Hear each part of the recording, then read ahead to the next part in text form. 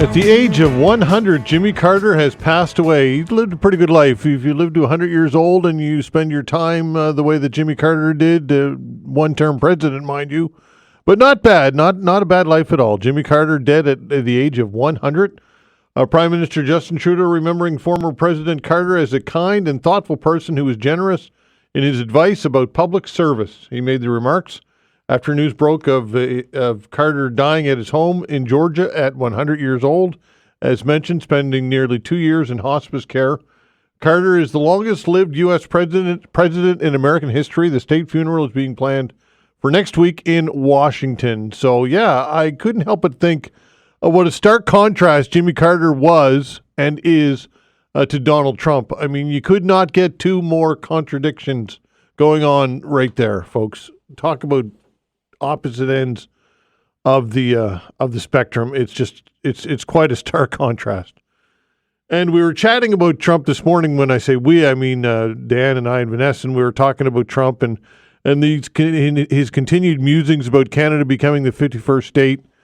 And this garnered more traction over the holidays. I tuned into the news cycle here and there, not a lot, but here and there, because it's of interest, obviously, for me. And A, and B, it's my job to stay connected, even when I don't feel like it. But I'm curious anyway. And of course, one of the top news stories that I saw was Donald Trump musing again about Canada becoming a 51st state. And the discussion that we had, Vanessa, Dan, and I, was basically how much credence and credibility should we give this? And when we talk about this, are we not, I guess, giving Donald Trump exactly what he wants? And look, he is is on the precipice, on the cusp of being the leader of the free world again. And it matters what he says because of that, for obvious reasons. I don't need to explain that. But by the same token, are we simply talking about him just because it's of interest and it's ratings and it gains interest? And is that what the media feeds into? I mean, if you watch in the United States the news networks that profess to despise him, MSNBC and CNN and others, and despise him, I guess might not be the right word. But they continually roll out people who talk about Trump, and even though it's criticizing him, they're still talking about him because they know inevitably that's what people want to hear. Even people who profess to dislike him immensely and consider him dangerous and whatever other adjective you want to associate with it. Well, again, it equates ratings. That's the bottom line. It equates attention. And are we, I guess, misguided in talking about Donald Trump? Because some people would say, why do you even talk about his 51st state social media post? I think from a logistic standpoint, it's utterly impossible to do so. Obviously, I don't think this country would ever agree to it. You'd have to have every province agree to it. I don't know what the procedure would be in order to make that happen. So I think logistically it's impossible for Canada to ever agree to that. We can't even agree on other things that are much simpler to do so, like getting rid of the Senate. That's considered impossible, or even detaching ourselves from the monarchy is considered impossible because it's entrenched in our Constitution. So the idea that somehow we would get a complete buy-in coast to coast on us becoming a member of the United States is, again, it's ludicrous. So then the only other option would be that the United States would annex us through force, which, again, I don't see that as a possibility. Some would argue that it could be. I guess anything could happen. You never know. I suppose stranger things perhaps have happened, but it would have to be a massive shift, and something I think globally would have to happen in order for the international community and for whatever. I just don't see that happening. I don't see the U.S. taking us by force. So it's in my opinion, a waste of time logistically to talk about it, because it's an impossibility, in my opinion, for all intents and purposes. I guess, again, with the caveat there's always a remote chance, I suppose, that it could happen. But how much credence or credibility do we give Trump? And by constantly talking about everything that comes out of his head, usually on his social media platform, which he owns, often in the middle of the night. And Donald Trump says on True Social that whatever comes out of his brain, we then disseminate it and talk about it, and there's gnashing of teeth, and everybody gets into it. Is that ever going to change? And I suppose I would say that as long as people are interested in it, and as long as it equates listeners, and the rest of the media knows that it's clickbait, and it gets people attracted to their news networks and their websites or whatever it is, that it'll continue to be the way that it is. So that is one of the things that I'm going to ask you about, folks, when we open the phone lines. Do you think that when it comes to Donald Trump, we will ever get out of this cycle of constantly talking about Trump? And I've said this many, many times, and I'll say it. I'm not going to say it one more time because I'm sure I'll say it again. Entertainment, folks. It's an entertainment factor that Donald Trump figured out a long time ago, that politics is become entertainment, and I'll circle back to where I started. The antithesis of that would be a Jimmy Carter, who was not an entertaining guy in any way, shape, or form. He was a policy wonk. I mean, I couldn't really tell you a whole lot about Jimmy Carter. He was the president back in the 70s. I was alive, but certainly wasn't paying attention to politics. But an under-the-radar guy, a low-key guy, all considered by most to be a real gentleman. And again, just the exact opposite, the antithesis of a Donald Trump. And do you think we'll ever see a return to that, or has the appetite for entertainment been unleashed in the political sphere, and that politicians of the future will have to lean into that?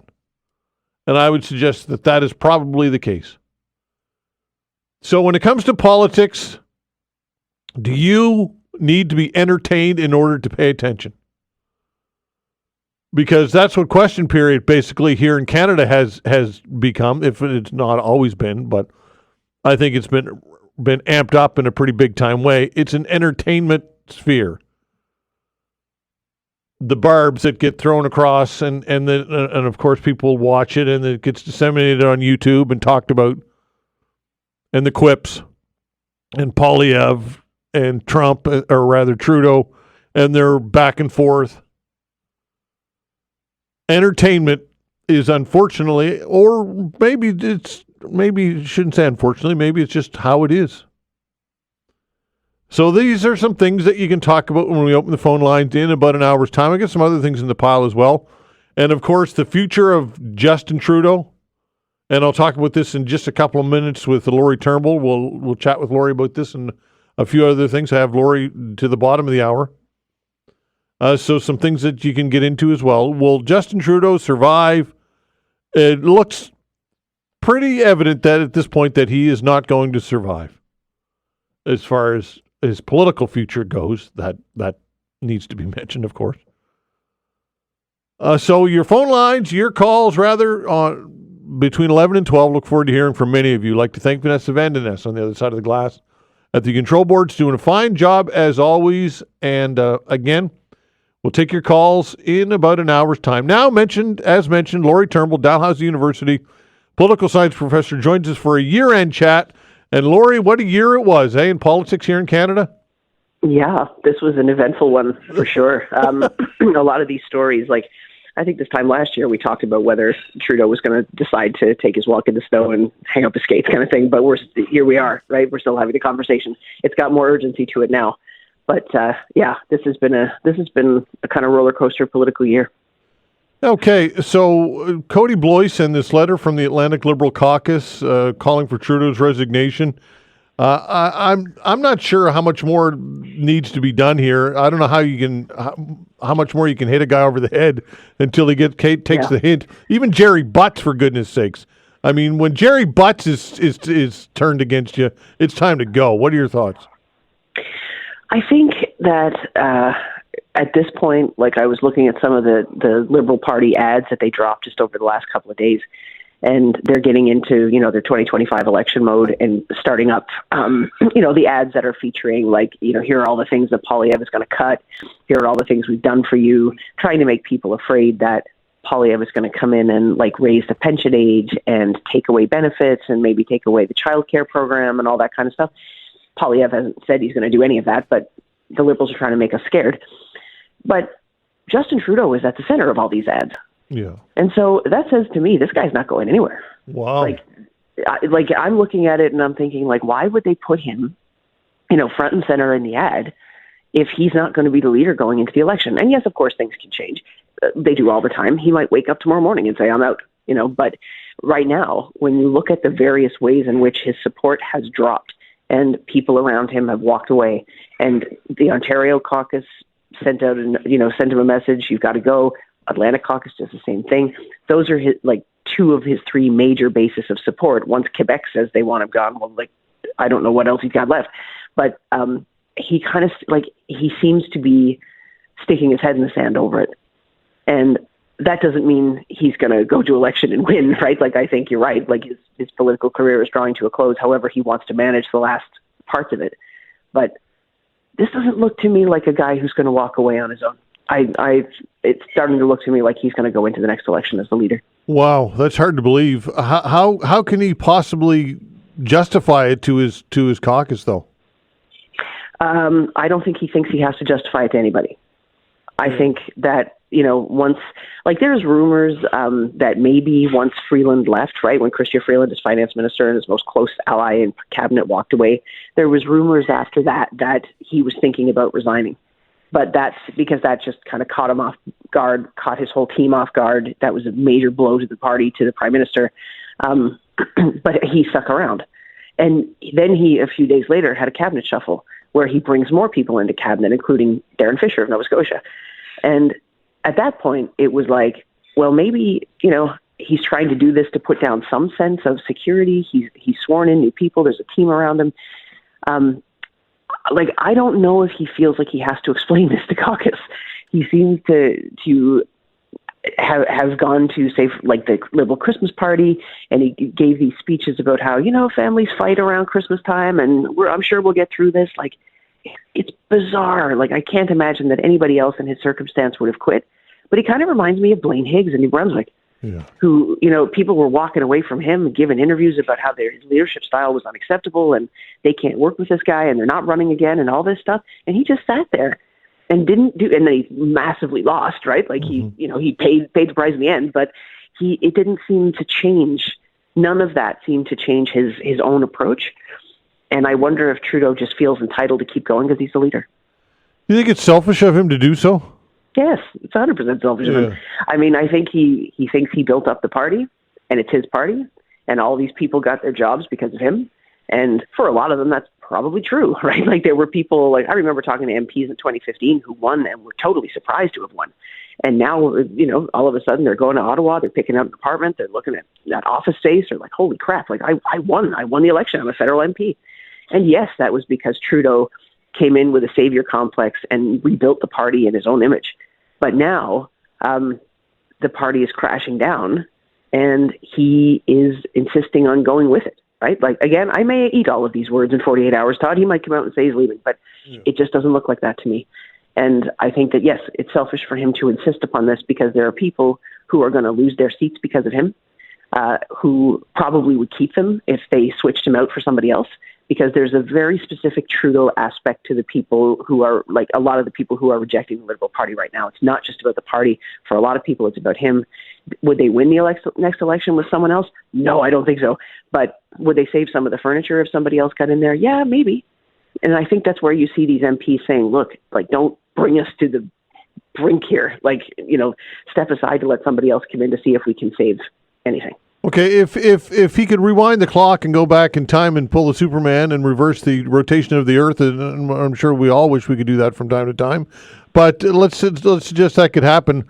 Does he perhaps not make this? I'm sure he probably would, if he were being honest, would regret the Chrystia Freeland, the way that whole thing unraveled here. What are your thoughts? Oh yeah, I mean that was a total mess. That I don't even understand how that happened. How in the hell did he go into this meeting with her on a Friday and said he's gonna replace her as finance minister, but he'd like her to stay on until late Monday so that she can read the economic update, which people aren't going to like, and then he'll fire her after that. Like, what is that? That is not a plan. And where was the person who he was going to put in for finance minister? Because that doesn't seem to have turned out. Like, it's all bizarre. And it just seems to have been a massive blind spot on his part in terms of what he can get away with people. And honestly, treating people like crap and thinking they're going to go along with it. Like, why would she do that? And so clearly when she sent that letter out when she resigned on that Monday morning, and the letter just burned him, like she doesn't agree with his approach to the economy. He's putting politics first all the time. Like, that's just damning. And clearly she decided she was going to launch her own, soft launch her own leadership bid that day, in that she plans to keep going. She's going to run again. And she's one of the names that has been circulating as a potential contender in the event that he does walk away and leave open the possibility for someone else to take over the party. Okay, lots else to get to. We'll take a break. We'll be back with Laurie Turnbull.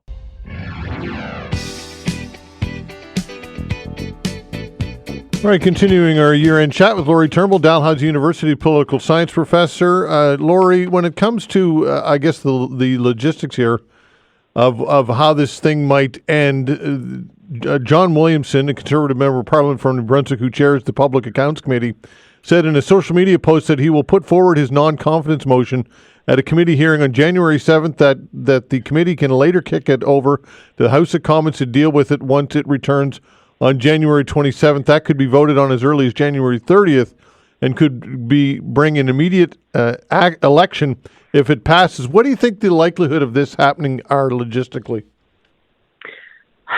Okay, so I would put the likelihood of this whole thing at maybe 50%, because I think it's still possible that the Prime Minister will prorogue Parliament, which means that parliamentary proceedings would come to a stop.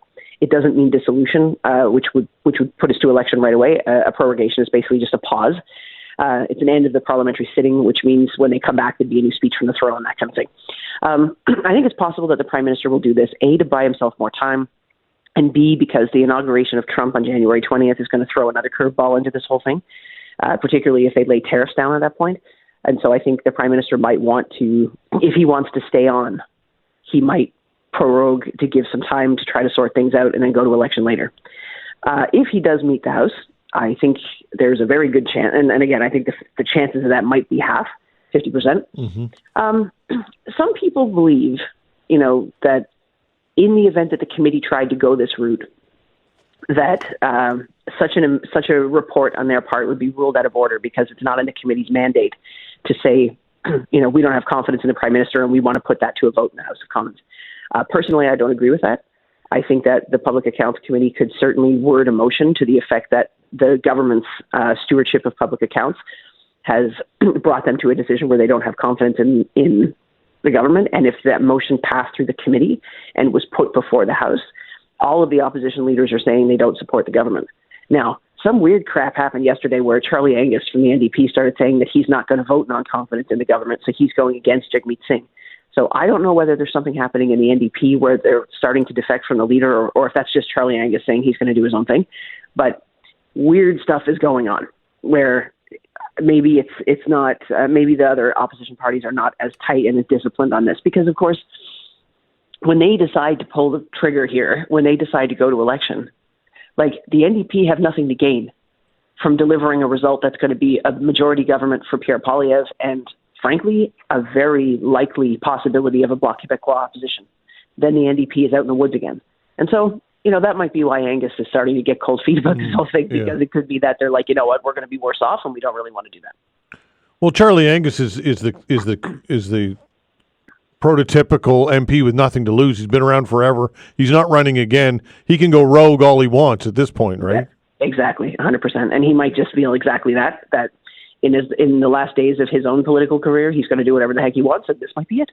Yeah, look, I know that Canadians, proroguing is never popular, and it's always red meat for the opposition to claim that it's the government's deflecting or trying to stay alive. Harper did it, so it's not like it's not been done before. And in recent memory, it certainly has been. But there could be a justification if you're Justin Trudeau to say, look, we've got a serious issue happening on January 20th with the president with these tariffs, and we need to have some stability, and we need to have a government, and we need to have a cabinet in place to deal with this. There is some justification there. What are your thoughts? I think that's probably at least one of the options on the table. I think that for him, he could justify it exactly in the terms that you say, by saying this is not the time for a change in government. This is not the time for the Liberals to absorb themselves in a leadership contest. This is the time for us all to be Team Canada, and I'm the captain, and blah, blah, blah. And I think, frankly, he's put us in this situation where he has ignored all previous signs that his own party doesn't have confidence in him. He has, all kinds of times during the past couple of years, he could have said, all right, I'm going to walk to give somebody else an opportunity to come in and pick the party back up and try to get some, take some of those points off the Conservative lead, which has been around 20% for months and months now. He could have done that before. Now he didn't. Now we're up against it.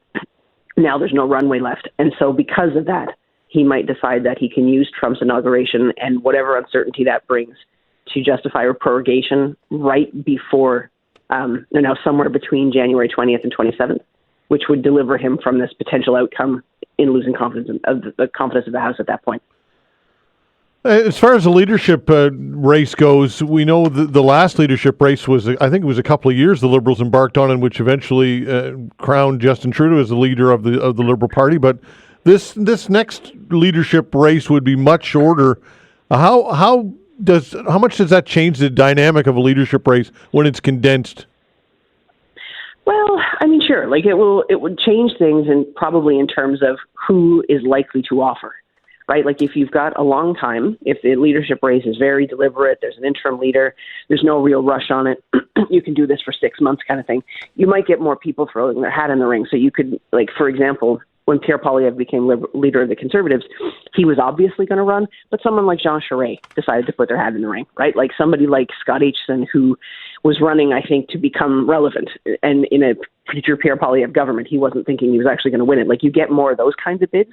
But if it's really short, and it's not enough time really to raise a lot of money and sign up a lot of people and do all this stuff, then you're probably going to get people like Chrystia Freeland and Dominic LeBlanc, who have been circling for a while and who probably stand the most chance of getting the support of people in caucus.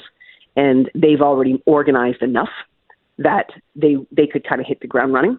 And you want to have people who have the experience, right, that they could take because you're running at this point, you're running to be prime minister.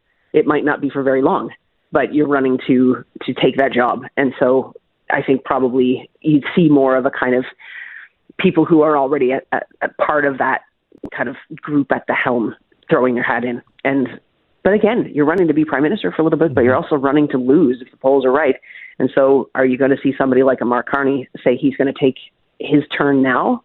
Probably not, to be honest. I think he'd probably wait, let somebody else lose, and then run when it's more of a kind of, there's a path to some kind of positive future.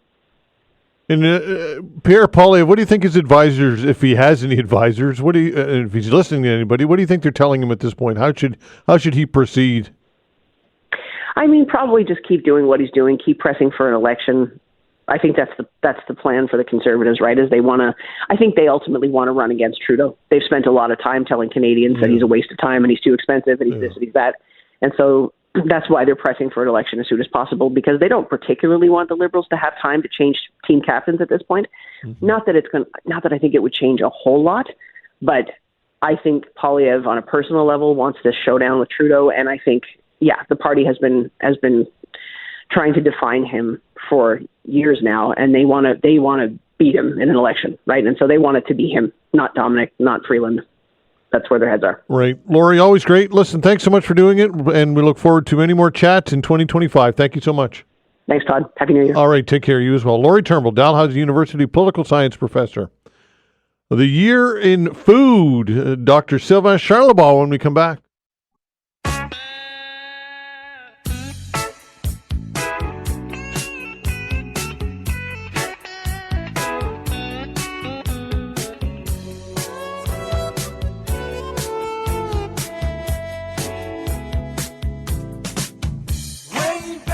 All right, the year in food. Record visits to food banks named Canada's top food story of 2024. Joining us to talk about all of this is Sylvain Charlebois, Senior Director, Agri-Food Analytics Lab at Dalhousie University, of course, known as the food professor. Sylvain Charlebois.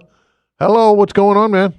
Hey, Happy New Year, Todd. Happy New Year indeed. Are we allowed to say Happy New Year already, or should we wait until tomorrow? What do you think?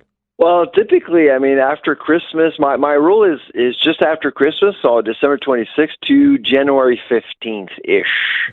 That's my zone. That's the etiquette. How about you? That's it. No, after January, I'll say, personally, I will not initiate a Happy New Year after January, after the first, like the first or the second, but that's it. After that, I'm out when it comes to all of it. Of course, there's this Chinese New Year's later in February. That's so right. Some people do Christmas until I think it's called Little Christmas. I do believe it's a Catholic tradition, and that goes until I think late January or some number like that. Well, there's the Epiphany on January 6th, and so there's a bit of a tradition there with the King's Cake. Are you familiar with that tradition? I am not. What is it? Tell me more. Basically, you have a bean in a cake, and whoever actually gets the bean is king or queen for that day. Oh, that's good. Maybe Justin Trudeau has it rigged so that he gets a bean in his cake for sure. What do you think? Well, I think in this case, he got the bean 9 years ago, and he considers himself as king forever. Exactly. That's right. Hey, listen, I wanted to ask you this, and I get you for a little more time today than usual. How did you end up? What was the trajectory to food for you? What interested you to get into this sphere of food? I basically grew up in rural Quebec and worked on farms all my youth and went to school. And when I decided to come back as an academic, I was actually a lobbyist for the food industry in Quebec. And so when I went back to school as a lobbyist, you really have to understand the entire system from farm gate to plate because you want to align the interests of your clients with other groups to basically change policy when you work with governments, whether it's provincially or federally. And so that work really allowed me to really understand the big picture. And so when I became an academic, I basically kind of I kept the same approach, basically. And that's why we, at the lab, we get questions about genetic engineering, the carbon tax. We get questions about, the GST and what would happen to prices up the food chain. So that's why we tend to focus on the entire food distribution channel when we look at problems or issues. Yeah, and of course, I mean, look, it's obviously something people are passionate about. I mean, what else would be more, I guess, connected to us than food, shelter? Those are the two, right? Food and shelter. Yeah, no, exactly. And so that's why, I mean, I've been at this for almost 25 years now, but I would say that in the last 5 years it's been super busy because, I mean, I think there's been this collective awakening around food. Food doesn't really magically show up at the grocery store. A lot of things do happen to food before it gets to the grocery store, and a lot of people were asking questions. I mean, and all of them are good questions. From pricing to labeling to stuff that's in our food, and there are more questions, and the more people ask questions, I think the better off we are, really. And as a scientist, our job is to basically get the answers people are looking for. You think people are becoming more cognizant of these things that you were talking about, like, or even thinking about that food just doesn't appear, that there's, and I suppose when things like the pandemic hit, or when we see shelves become with empty, less product empty, yeah, I suppose that is when people start to think about it, right? It's of course when people go through crises, that's when they're forced to really try to understand what's going on. But my biggest concern, to be honest, Todd, is the propaganda. So we're out there trying to inform the public, but there's a lot of activists, interest groups that are trying to convince people of certain things that are not necessarily factually accurate, but it's just because they're defending their turf. They want to impact policy. I think the biggest one this year that I've seen is certainly the propaganda around the carbon tax, for sure. And there's been other issues, of course, but that probably is the number one issue that I've seen, anyways, in Canada, when Ottawa basically is funding research to convince Canadians that their food affordability is not impacted by the policy, but that's not necessarily the case. So it's been a struggle to really get Canadians to really fully appreciate what's actually is going on, despite the noise.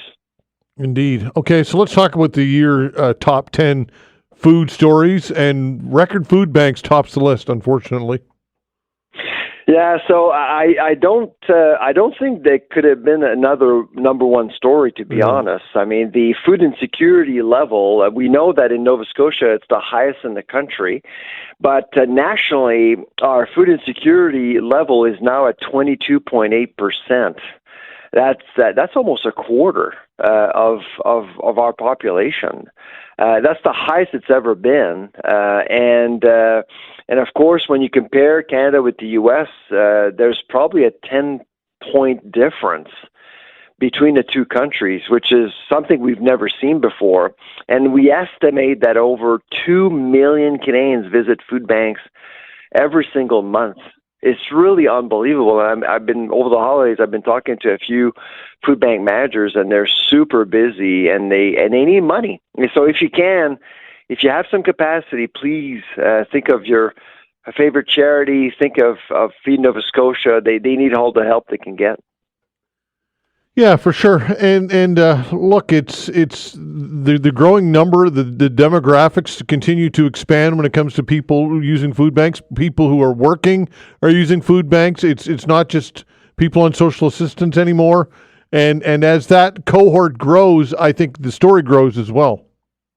Absolutely. So we call it the working poor. So some people actually show up at the food bank with having one, perhaps two, even three jobs, and they just can't make ends meet, and that's really a problem. And so that's why I think it's important to realize that it's not just the people who are, looking for that extra help or looking for a free ride. People who show up at food banks are really the ones that need the help. And the other alarming thing, Todd, is that there are more and more people who used to give to food banks that are showing up at the food bank asking for help. Mm-hmm. Imagine that. Wow. Yeah. Carbon tax debate on food prices. How much of an impact is it measurable?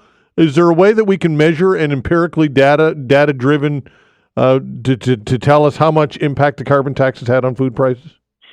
Well, that's exactly the problem with the propaganda that we're seeing out there, funded by Environment Climate Change Canada, is that you can't really correlate the carbon tax policy with retail prices, because a lot of things can impact retail prices: the weather, our behavior, our choices, demand, loss leading, promotions. I mean, there's so many things that can actually impact retail prices. So I've always find it a little bit insulting towards Canadians how some scientists are basically trying to convince Canadians that the carbon tax is not impacting food prices at retail, because we just can't tell. However, the one thing that we've done at the lab is to look at wholesale food prices.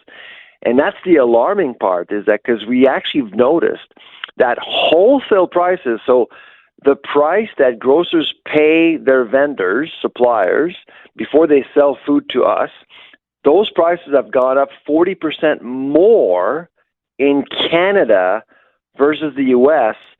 since 2019. So in other words, our agri-food sector in Canada has become less competitive compared to the U.S., and one of the factors is the carbon tax. And so that's why right now we may not be able to measure how the carbon tax policy is impacting food affordability. But over time, we may actually see more grocers just importing more stuff from abroad because our agri-food sector is not competitive. It's just not competitive enough. And that's why I've always believed that, Ottawa should focus on competitiveness. And if they do that, they would look at other mechanisms than the carbon tax to decarbonize the economy. Because I think it is important to recognize that climate change is a big issue, but we can't compromise our competitiveness. And that's exactly what's going on right now. Okay, potential tariffs with the Trump return. That's the number 3 top 10 story, and it's interesting that this hasn't happened yet, and it's already become a top 10 story for 2024, right? I know, but we've gone through that rodeo before. I mean, in 2016, it was the same thing. It was the same thing. I personally believe, Todd, right now, the reason why a lot of people are nervous about Trump's tariffs is because of what's going on in Ottawa. Not necessarily what's going on in Florida or Washington. I think Ottawa is making a lot of people nervous. We have a unpopular government. We have a government that is in limbo. We're likely, my guess, I'm not a political scientist, but my guess is that we may see Parliament being prorogued for a while, and that's never good. And Mr. Trump can read polls. He understands that Mr. Trudeau was elected by about 20 to 25% of the eligible voters in Canada a few years ago. So we have a vulnerable federal government right now, which is making a lot of people nervous. And don't get me wrong, 25% would kill the agri-food sector, because in other sectors, 25% is 25%. It is going to impact different sectors, but in the agri-food sector, if you're Tyson Foods in the U.S., for example, buying, say, beef in Canada, if you slap an extra 25%, you're going to look elsewhere. And we're selling right now $42 billion worth of food every year to the Americans. That's a quarter of the entire agri-food sector in Canada. Wow. It would be devastating. Yeah. What are your thoughts? Do you think that this is, I mean, look, we can assume that Trump it means business, I suppose, but what are your thoughts on this? Is this a bargaining tactic? Is this Trump art of the deal? What are your thoughts on how realistic that this might be? It's a good question. I mean, 8 years ago, when we actually did Canada's food price report, we actually were estimating that the food inflation rate would exceed 5% in 2017 during Trump's first year. And in the last decade, our food price report has been accurate all 10 years, all 9 out of 10 years. The only year we missed the mark was during Trump's first year, because we actually overestimated food inflation because we took his word seriously. I mean, in 2016, he was doing the same thing, lots of noise around tariffs, and we thought, oh my goodness, it's going to cost us more. But this year we decided not to do that. We didn't incorporate the Trump rhetoric, if you will, into our models. And so my guess, it's more noise than policy, or at least I'm hoping it's more noise than policy. But like I said, I mean, it really depends on how Ottawa handles the Trump administration. So far, I must admit that the Team Canada approach, if you want to call it that, has been effective. But again, at the top, we have a prime minister that is really unpopular, and that's been the target for Trump, which is why he's been using the 51st state rhetoric, and it's working. It's insulting a lot of Canadians, and it's working. That's why he's using that. Okay, we need a break. We'll be right back with Sylvain Charlebois. Thanks. All right, the Year in Food record visits to food banks named Canada's top food story of 2024. We're talking about other stories as well. The top 10. Joining us to continue our chat is Sylvain Charlebois, Senior Director, Agri-Food Analytics Lab at Dalhousie University. In the interest of time, Sylvain, I'm gonna cherry pick some of these other ones. First of all, the GST holiday debate. How much of an impact does this have when it comes to people's shopping habits, do you think? Well, so a couple of weeks ago, I was actually at Senate in Ottawa testifying about this issue with David Dodge, the former governor of the Bank of Canada, and we both agreed that the GST holiday was just bad fiscal policy. Why? Because, well, you may actually end up getting retailers and even restaurant operators to increase prices without people noticing over the next couple of months. That's what we call opportunity pricing. So there's always a legacy behind when you actually eliminate a tax. There's always a legacy linked to that tax, that void, that 5%. Retailers and restaurant operators could actually try to occupy that 5% over the next couple of months in a very subtle way. And that's a dangerous thing because it could actually push food inflation even higher. That's been my number one concern with this holiday. I've always believed that if you are to play around with the GST, you should cut it permanently, as ARPA did in 2006 and 2008. He did it twice at 1%. And guess what happened, Todd, in those days? Food inflation went up first couple of months. Why? Yeah. Because, well, retailers went up and occupied that extra 1%. And so that's been my number one concern. And in Nova Scotia right now, my guess is that restaurant operators are having a great time because you're saving 14%. Because we have HST in Nova Scotia. That's a big bargain. At the grocery store, you're saving probably about $5 over 2 months. That's basically it. But at the restaurant, everything stacks at 14%. So my guess is that restaurants right now in Nova Scotia are pretty busy. And frankly, before I left for the holidays, it was tough to actually make any reservation at a restaurant. So it's a good thing for them. But in February, they're going to get back to the reality of charging taxes again, which is unfortunate. Yeah, also this ties in with what some would call greedflation. The Loblaw boycott that wasn't. Tell us about why this made your list. Hey, well, actually, it didn't. It almost didn't because it never really happened. The boycott just didn't. Like most boycotts, they don't work, and this one just failed. It got reported by a few media outlets, but when you look at Loblaw's performance, its stock price is almost 30% more than when the alleged boycott started back in May 1st. Revenues are up.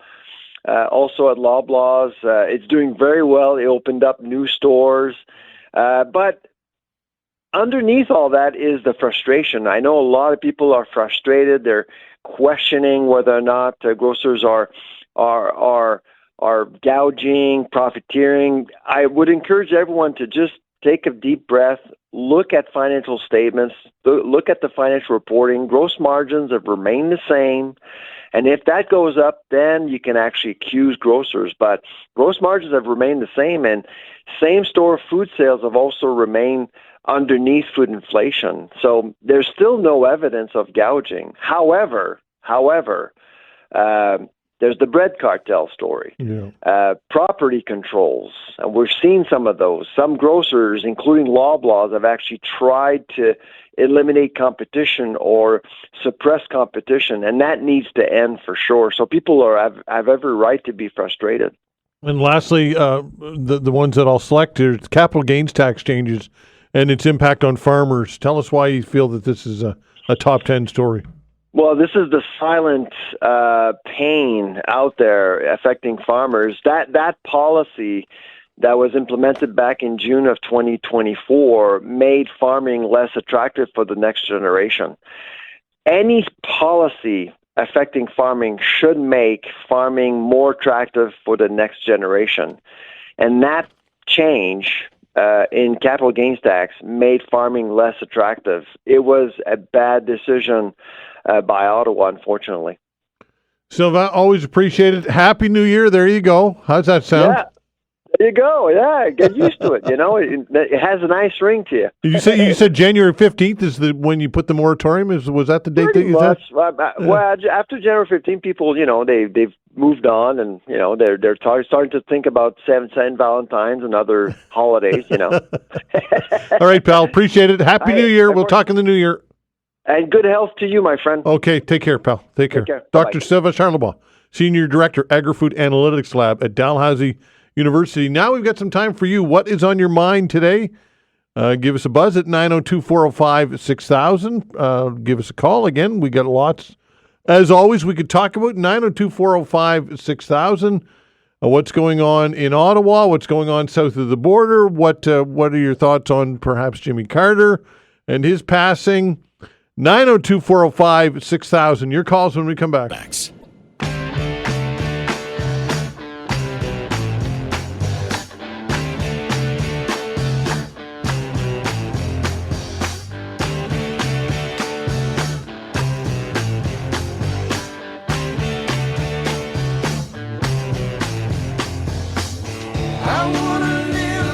All right, taking your calls, 902-405-6000. Give us a buzz. Again, 902-405-6000. What would you like to talk about today? Perhaps you'd like to look back in the year that was 2024. It's not over yet, but almost. And offer some perspective or your thoughts on 2024 and look ahead to 2025. Of course, part of all the year ended with quite a bang politically here in Canada with what's happened in Ottawa and Chrystia Freeland and that whole fiasco, and it was a fiasco, and is a fiasco, really it is. A dysfunctional government is an understatement at this time. And what do you think will happen moving forward? What do you think, if you had to project or predict what will happen with the Liberal Party and in more in particular Justin Trudeau in 2025, do you think that there's any way, shape, or form, or is it possible in any way that Trudeau survives? I suppose, look, there is a way. If he won't go away, that's the way. If he simply just will not leave, then you're stuck with him. And the Liberal Party, I guess, is stuck with him. Because there's no real mechanism in place that you can't depose the guy. So what are your thoughts on Trudeau? Will he at some point step aside and read the multiple rooms, the tea leaves, whatever, take his walk in the snow, whatever it is? Will he eventually get it and figure it out? It's time to go. And if so, will that be enough to perhaps allow the Liberals to regain some momentum, hastily pick a new leader, and somehow win the next election? Or is it the writing on the wall? Is it inevitable that Pierre Poilievre and the Conservatives will form the next government? And likely a majority government. What are your predictions moving forward on the political landscape here in Canada? And look, tied in with all of this, of course, is what's happening south of the border in the United States, because we know that Donald Trump will be inaugurated on the 20th of January.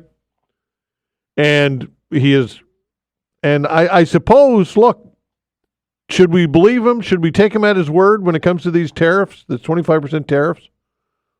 I suppose with Trump, and this is by design, he's unpredictable. You just don't know what he's going to do. That's the challenge, right? We don't know what he's going to do. But let's assume, or let's suggest that, or let's look at it as though he does apply these tariffs, and a detrimental impact to our economy. Economists across the board agree with that. Business leaders agree with that. They all say that this would be a huge detrimental impact on our economy for a lot of reasons.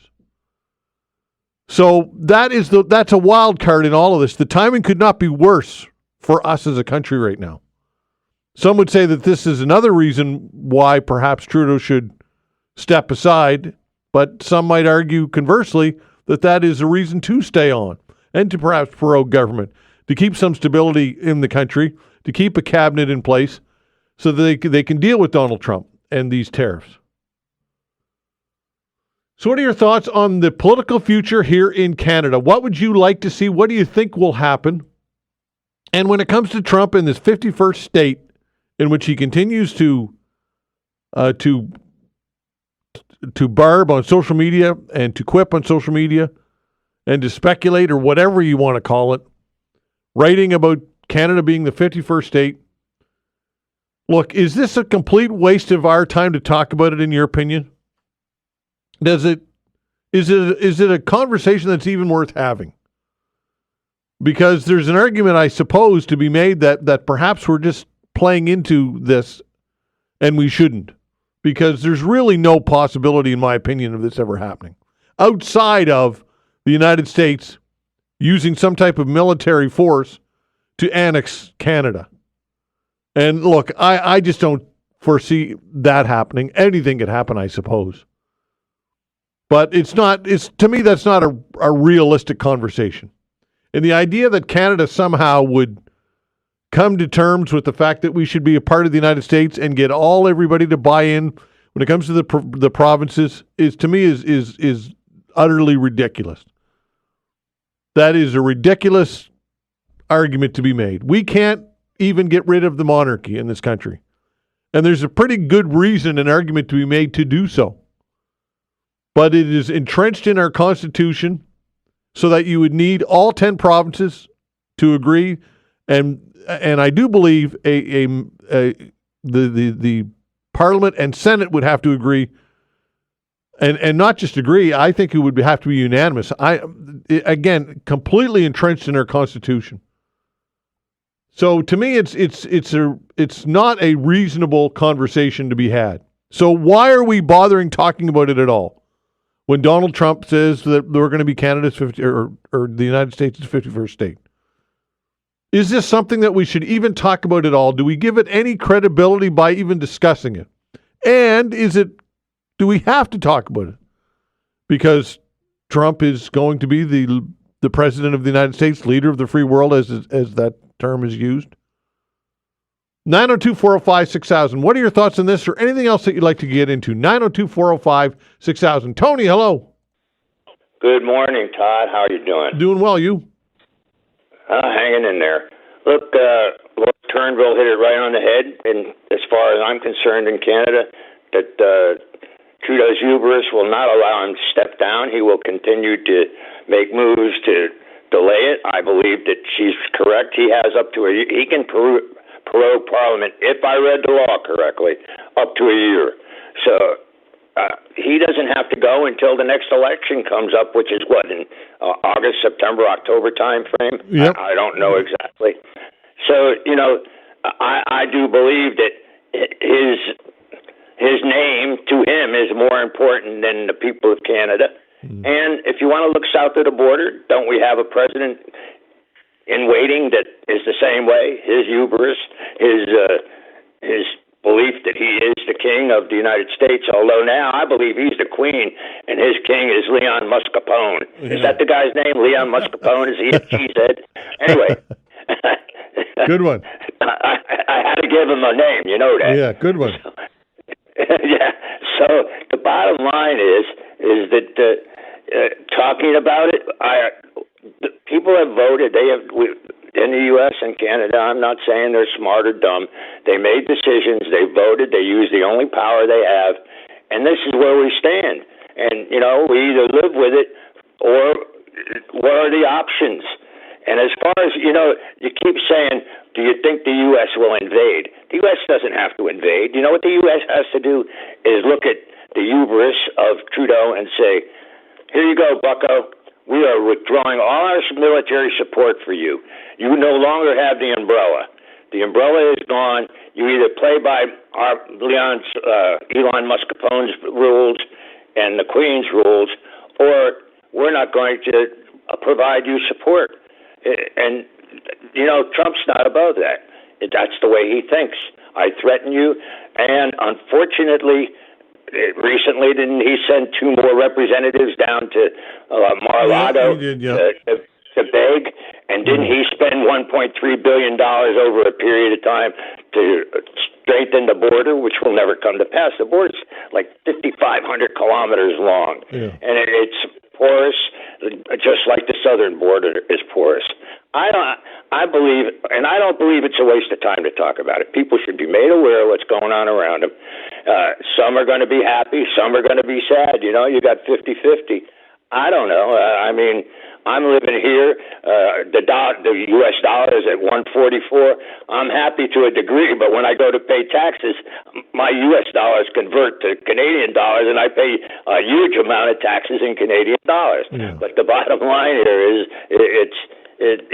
I don't believe that it's really worth discussing. You know, I mean, that's not true. It's worth discussing, but you can't spend your whole life worrying about this whole thing because there's nothing to be done about it. Military. You said it over and over and over again. Tony, what options do they have in the U.S.? He owns the government.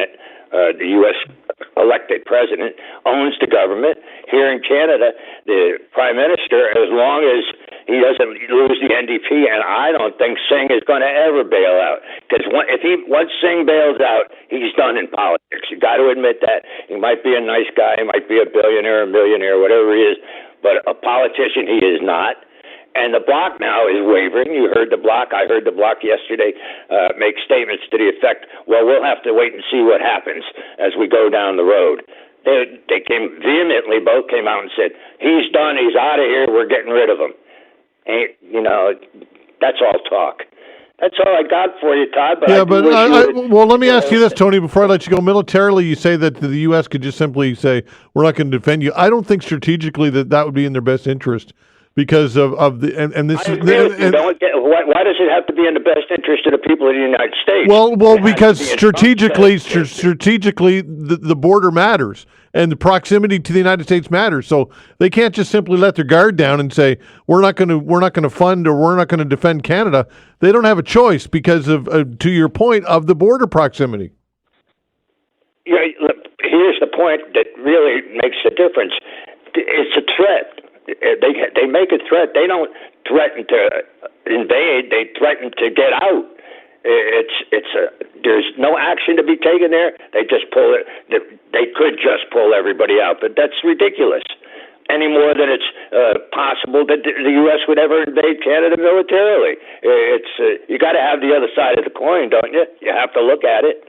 It's really cheaper and less bloody, and probably be more acceptable to around the world if they just stepped out. And there are countries that would be thrilled, wouldn't there? China, Russia, North Korea, et cetera, they would be thrilled. So, you know, what do the Canadian people want? Do they want the Americans to protect them, or do they want the Chinese and those reputable countries, Russia, United Arab Republic, or whatever the case it is, do they want them to protect them? Yeah, hello. So, there's a whole bunch of different things going on here at any given time. And, you know, Trump is nothing but a bully. I mean, we could put a ton of names on him. You know, we can call him a shaman, a grifter, whatever you want to do. You can put that on him. But at the end of the game, and you hit it right on the head yourself personally, I agree with you. He is a tremendous showman. Mm-hmm. And he will throw it out there, and he'll see if you'll take the bait. And obviously, the Prime Minister, fearing for his own life, or political life, I mean, et cetera, took the bait. I told you the worst thing he did was go to Mar-a-Lago. Trump's got him by the butt. Yeah. How's that? Okay. And at any rate, that's where I stand on that. Okay, thanks, Tony. I do wish you a very happy New Year and a healthy New Year as well. Okay, pal. Take care. You too. Okay, 902-405-6000. We'll continue with your calls when we come back.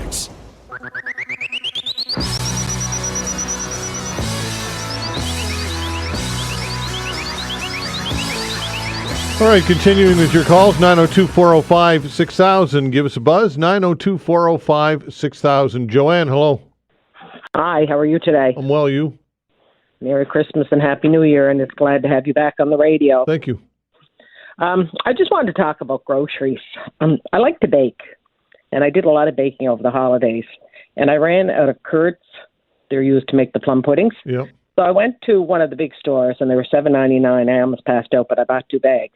Then I went to the other big grocery store, the exact same thing in their brand name, $5.49. So I bought 2 bags there, and I returned it and got $5 back at my other store. The large brown jug of molasses, I bought it for $30, which I almost passed out. I couldn't believe it because I don't ever remember paying. Like it was $9.99, $14.99, $19.99, but it went up $10 since last year. Yeah. Unfortunately, I started to use it. So when I went to the other big store, hey, it was on for $24.99, another $5 in the difference. And these aren't like 50 cents or 20 cents, like $5 in the difference. Cream cheese and Eagle brand milk. I got it no frills for $3. At the other big stores, they were $5.99. Like there's another $2, and like I bought about 10 of each. Robin Hood flour, anywhere from $24.99 to $29.99 for a 10 kg bag. I got mine at Walmart for $11.99. Like that's almost $20 in the difference. Bottles of cherries, $3.79 at Giant Tiger. All the big stores had them on for $5.99. There's another like $3 or $2 something. Magic baking powder. I got it at Magic baking powder. I think I got it at Giant Tiger for like $3.97, and it was like $6.99, $7.99 everywhere else. A can of Pam spray, which I use like about 6 cans of it when I'm baking. $3.50 at the dollar store, $5.99 everywhere else. Fantastic stain remover. Giant Tiger, I got it for $2.50. Everywhere else it was $5.99 to $7.99 at some stores. The large tubs of Basil, they're going for $16.99 at the big stores.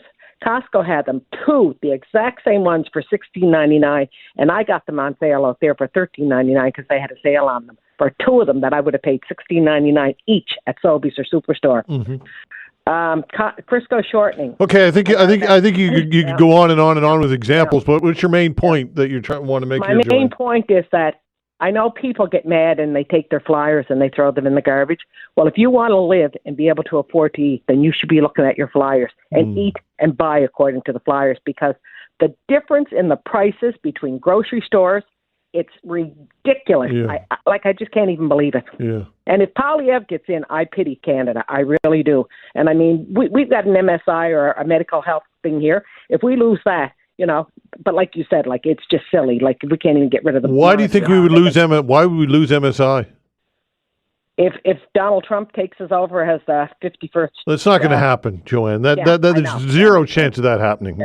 And like I just find like when Polyev talks, I just cringe. Like he is so phony. Yeah, like better the devil we know than the one we don't know. But I think if he gets in, hey, Canada's in for a. Do you think he's more phony than Justin Trudeau? Yeah, I guess he is. I think everything that comes out of his mouth is written by his wife. Did you see him the night that he got elected the head of the party? His wife stood at the podium there for about 3/4 of an hour before she even gave it to him, and then he got up and almost, word for word said what she said. I think she's running the country, not him. Oh, I just find him funny, and I find him ignorant. I don't like the way he talks to people in the house. Like he's not a person that I would want leading the country. As bad as Justin Trudeau. You think Justin Trudeau's a better option? I mean, this is a guy that has had unlimited scandal after scandal after scandal. Every metric when it comes to prosperity is heading in the wrong direction and has been under Justin Trudeau. His own caucus, the Atlantic caucus, has penned a letter saying that they don't want him anymore. Gerald Butts is even saying that his longtime confidant saying it's time for him to go. Yet you think that that's a better option? Because the option we have is no good. I mean, Polyev, I wouldn't vote for him. I don't even think I'll vote if he's running. I really don't, because I just can't see him going to be a good choice over Justin Trudeau, as bad as things are right now. I mean, when COVID hit and everything, do you think Polyev would have done what Justin Trudeau did for us? Yeah, he sent out checks to people, hey, who maybe didn't deserve them of that, but they were told if they didn't deserve it, put it in the bank because they'll have to pay it back. But for those that were hard up and needed, he just stepped right in, like no questions asked. Like that to me is a good leader. Well, to me, okay, Joanne, thanks for the call. I appreciate it. All right, take care. 902-405-6000. Look, I just can't muster up any support for Justin Trudeau at this point. I mean, if your argument is that Pierre Poilievre would be worse, I don't know how it could be worse at this point. I really, truly don't. And it needs to be said, by the way, that I took heat from a lot of people over Justin Trudeau and my criticism of Justin Trudeau in the beginning of his reign, if you will. I think Justin Trudeau is fake and phony as you can get. I don't think you can get any more fake and phony than Justin. And I said that a long time ago when it wasn't in vogue to say so. But look, people have their hesitations about Pierre Poilievre. I don't know. I think that it's pretty evident at this point that Trudeau's got to go. Again, you look at the metrics and you look at the scandals alone, just the volume of scandals, and I could go on for half an hour and not even get to half of them. 902-405-6000, that's the way to reach us. Give us a call. Look, if you like Trudeau, like our previous caller did, then sure, give us a call. Look, I'm open to that. I get it. Perhaps some of you out there support him. But he's lost the support of Cody Blois and the Atlantic Liberal Caucus, Gerald Butts, his longtime confidant. And there's not many people left standing that support Justin Trudeau. 902-405-6000, that's the way to reach us. Give us a call. We'll continue with your calls when we come back.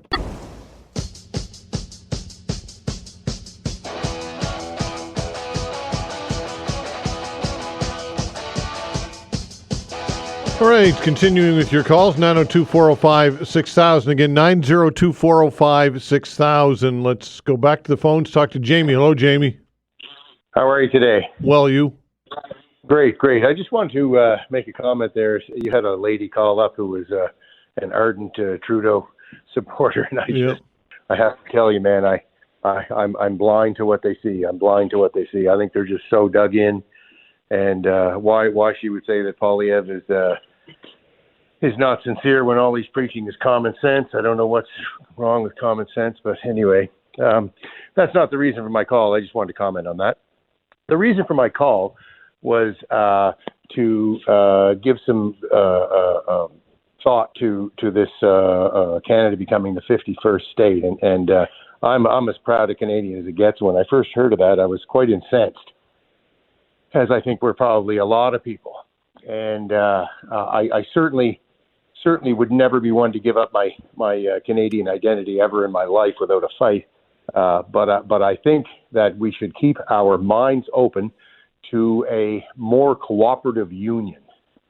Rather than necessarily becoming the 51st state, would it be nice for us to be able to travel anywhere in North America without needing a passport to go anywhere? So like they do in Europe.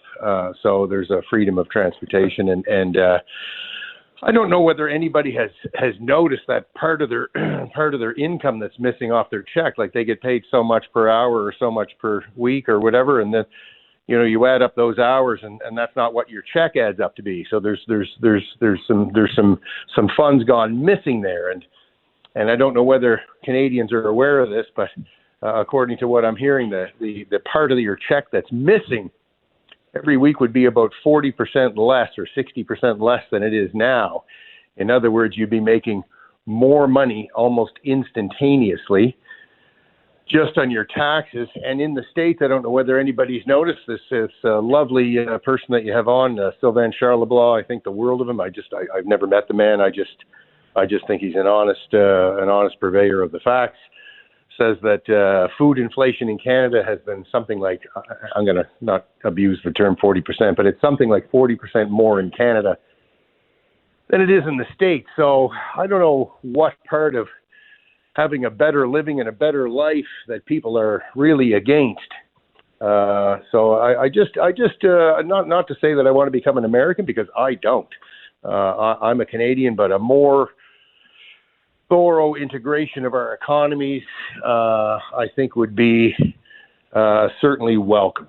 I'll put it to you that way. And like I say, I'm a lifelong diehard Canadian, and will remain that way till the day I die. But I'm not stupid. So you show me a better path, and I'm all ears. I'm not closed-minded in any way, shape, or form, even though I am such a proud Canadian. So I don't know what more I can say about that, but you've got two ears and one mouth for a reason. It's to listen twice as much as you speak. So I should be done speaking now and listen to what you have to say. Well, Jamie, look, I don't think that life under, I understand, I get what you're saying, and Kevin O'Leary and others have talked about this freedom of travel on the continent as being something that would be logistically advantageous for a variety of reasons. Obviously, nobody likes to pay income tax, and which is what you're referring to. And we are heavily taxed, in particular here in Nova Scotia, one of the heaviest taxed jurisdictions on the continent. And look, I get what you're saying, but there are advantages to being Canadian as well, right? And there are. Yeah. I just think that we could romanticize being a part of the United States or having a lower tax jurisdiction, but there are downsides to that as well. And I think their healthcare system would be one of those. Although we certainly have lots of challenges here in this country with healthcare. What makes you think that healthcare would be a challenge? I mean, if you go to the States, mind you, it's not publicly funded, but if you go to the States, in a lot of cases, they advertise in their ERs a waiting time of 2 minutes, 4 minutes, 6 minutes. Here it will be 2 hours, 4 hours, 7 hours, 12 hours to get seen by. Well, if you have a heart attack or you get diagnosed with something and you need chemotherapy or whatever, and at the end of the day you can't afford it, if you don't have insurance, then you're out of luck, right? It's great. I believe they have publicly funded hospitals there as well. Oh yes, but come on now, look, there are many gaps in their system. There have been people who have been financially bankrupt because of illness, and countless times the cases that you could talk about it. Yeah, that's I have to say I agree with you there, because it's nobody's fault that they're ill. Well, maybe depending on what they've been doing, but when somebody's ill, that's not the time to necessarily be under financial strain or whatever. So I would have a hard time arguing there. But what I would say, and I don't know this to be true, so I'm going to pose the question rather than making the statement. Okay. We think our health care is free, and it is not. No, it's not. It's not. We do pay a lot, and look, I've had people on the show from various think tanks who have demonstrated how much money we pay for insurance, or rather for health care, and it's a big number, and we have lots of challenges. We absolutely do. But my gosh, when you look at the United States and so many millions and millions of people who are absolutely screwed when they get sick or need health care. Listen, I feel for you, and I'm gonna flip the coin to the other side. Yep. I know somebody personally that had a pretty serious health emergency, went to the ER, waited hours to get seen, did not get seen, went home and died. Yeah, I get it. So that's happening here in Canada. We're not a first world nation here anymore. We're second world, I think at best. Parts of it are, but we have neglected because we just can't afford the existing system, and we're just too scared to admit to ourselves that we were failing. And if you're failing at something, like, stop. Like, reassess, reevaluate. Don't continue to fail on the same path. If you're driving off the road and you're headed to the ditch, for God's sakes, like, try to get yourself back on the road. Yeah. You know what I mean? Don't continue on, because that's the direction that you're headed. Yep. No, there are many nuances to the conversation, Jamie, and look, there's definitely some validity to what you're saying, and I hear and I think you make some valid points. Thanks for the call. Thank you for listening. All right, take care. 902-405-6000. Richard, hello. How you doing, Toddy? Well, you? I'm very good. Thank you very much. Great. I'm a Trudeau fan, and I think he handled the COVID crisis very well. And financially, like, me making one little phone call and $2,000 was in my bank account the next day, I thought that was very good. And when people like the mayor of Halifax, we say, stay the blazes home, and I did stay home. But that wasn't the mayor. That wasn't the mayor of Halifax. That was the premier of the province. Premier. I'm sorry. But like, I'm going to put a challenge out to you, Todd, because I've heard it numerous times that you could say, I could talk a half hour about Trudeau's misgivings. I challenge you to talk 60 seconds after I'm going to stop talking. You and not repeat one of them and don't come up for a pause. 60 seconds of Trudeau's misgivings. Like you keep saying, you could talk 2 hours about Trudeau. Listen, I'm not gonna play the game, Richard. You will not take up the challenge. Oh, for God's sakes, I'm not. That's a stupid challenge. Okay, I'm sorry, but it's ridiculous. It's ridiculous. You said you could do this. Look. Okay. The big gotcha moment. No, we're not playing your gotcha game. Okay. You can start with you can start. You can. Okay, let's go back. Let's. You can't. I almost told you. Listen, you want to start? Keep saying you can, but you can't. See you later. Okay, I'm not playing this game. Okay, it's pretty simple. And if you want to do it right from the start, the Aga Khan and vacations, the India trip right out of the gate, Jody Wilson-Raybould, the Wee scandal, Arrive Cam, and I could go on, and there's 5 or 6 examples right there. And if Justin Trudeau, if you want to say that he did a great job during COVID because he poured money out the door as fast as he could possibly do it without making sure that any of it was warranted, then that's fine. It's pretty easy to cut checks if you're a federal government. Oh, he did a great job because he wrote as many checks as he possibly could. Well, that's to me is not very hard to do. 902-405-6000. David, hello. Hi. Yeah, sorry. I'm just taking off speaker there. Just short and sweet. You had Charlotte Silver. Sorry, I can't say Sylvain Charlebois. Thank you. Anyway, I was just in a Brothers. I bought 2 smoked pork chops. They were $4.35 in total, so a couple bucks each. I mean, you can even buy 1 pork chop at that price from the grocery store. But they do smoked Hungarian, smoked Polish sausage links. They're about $1.50 each. So I use those to make a really nice bean soup. So I just wanted to point out there are sort of better options on the market. Say nothing of their bacon and pepperoni, which is also incredibly inexpensive and far superior in terms of quality than anything you can buy at the grocery store. So I just wanted to point out, most people know about Brothers, but in case you haven't been down that way, I only tend to go there around Christmas time. It's check it out. They got a lot of good stuff and save some money. Okay, pal. Thanks for the call. Hey, right on. Thank you. All right, take care. 902-405-6000. That's the way to reach us. Again, 902-405-6000. Give us a call. What's on your mind? We get some room for you. 902-405-6000. We'll continue with your calls when we come back.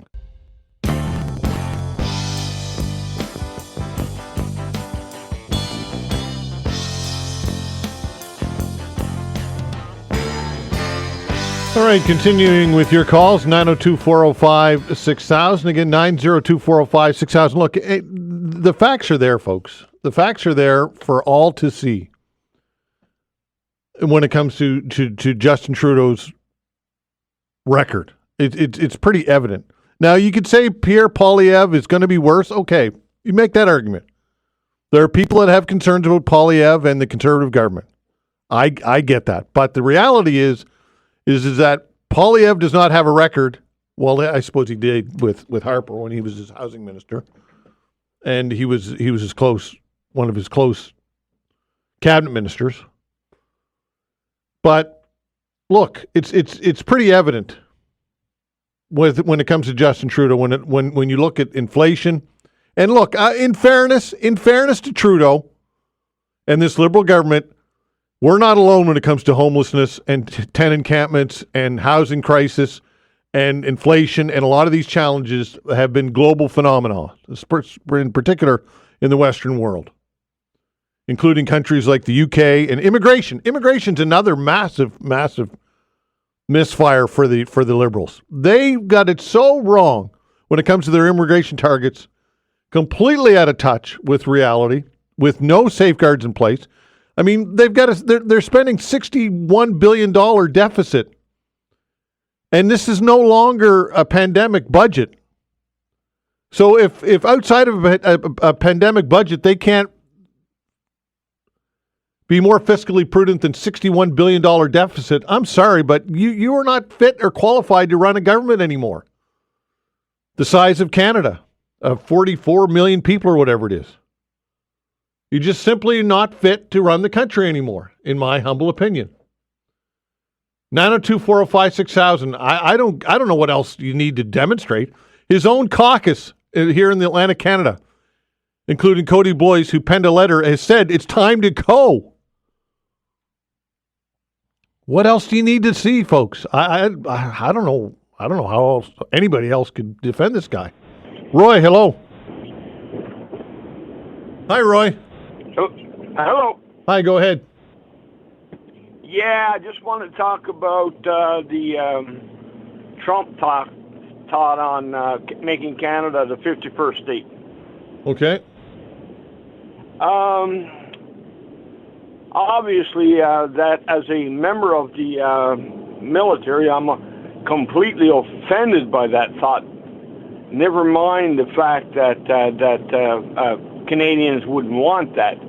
What my point is, though, Todd, is where's England? Where's Australia? Where's New Zealand?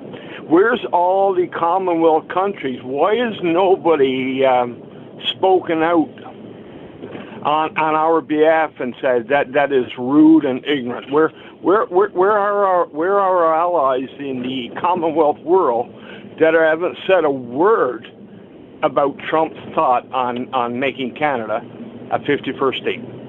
Well, we shouldn't rely on our bigger brothers in the Commonwealth to defend us. I think we should be able to do that ourselves, shouldn't we?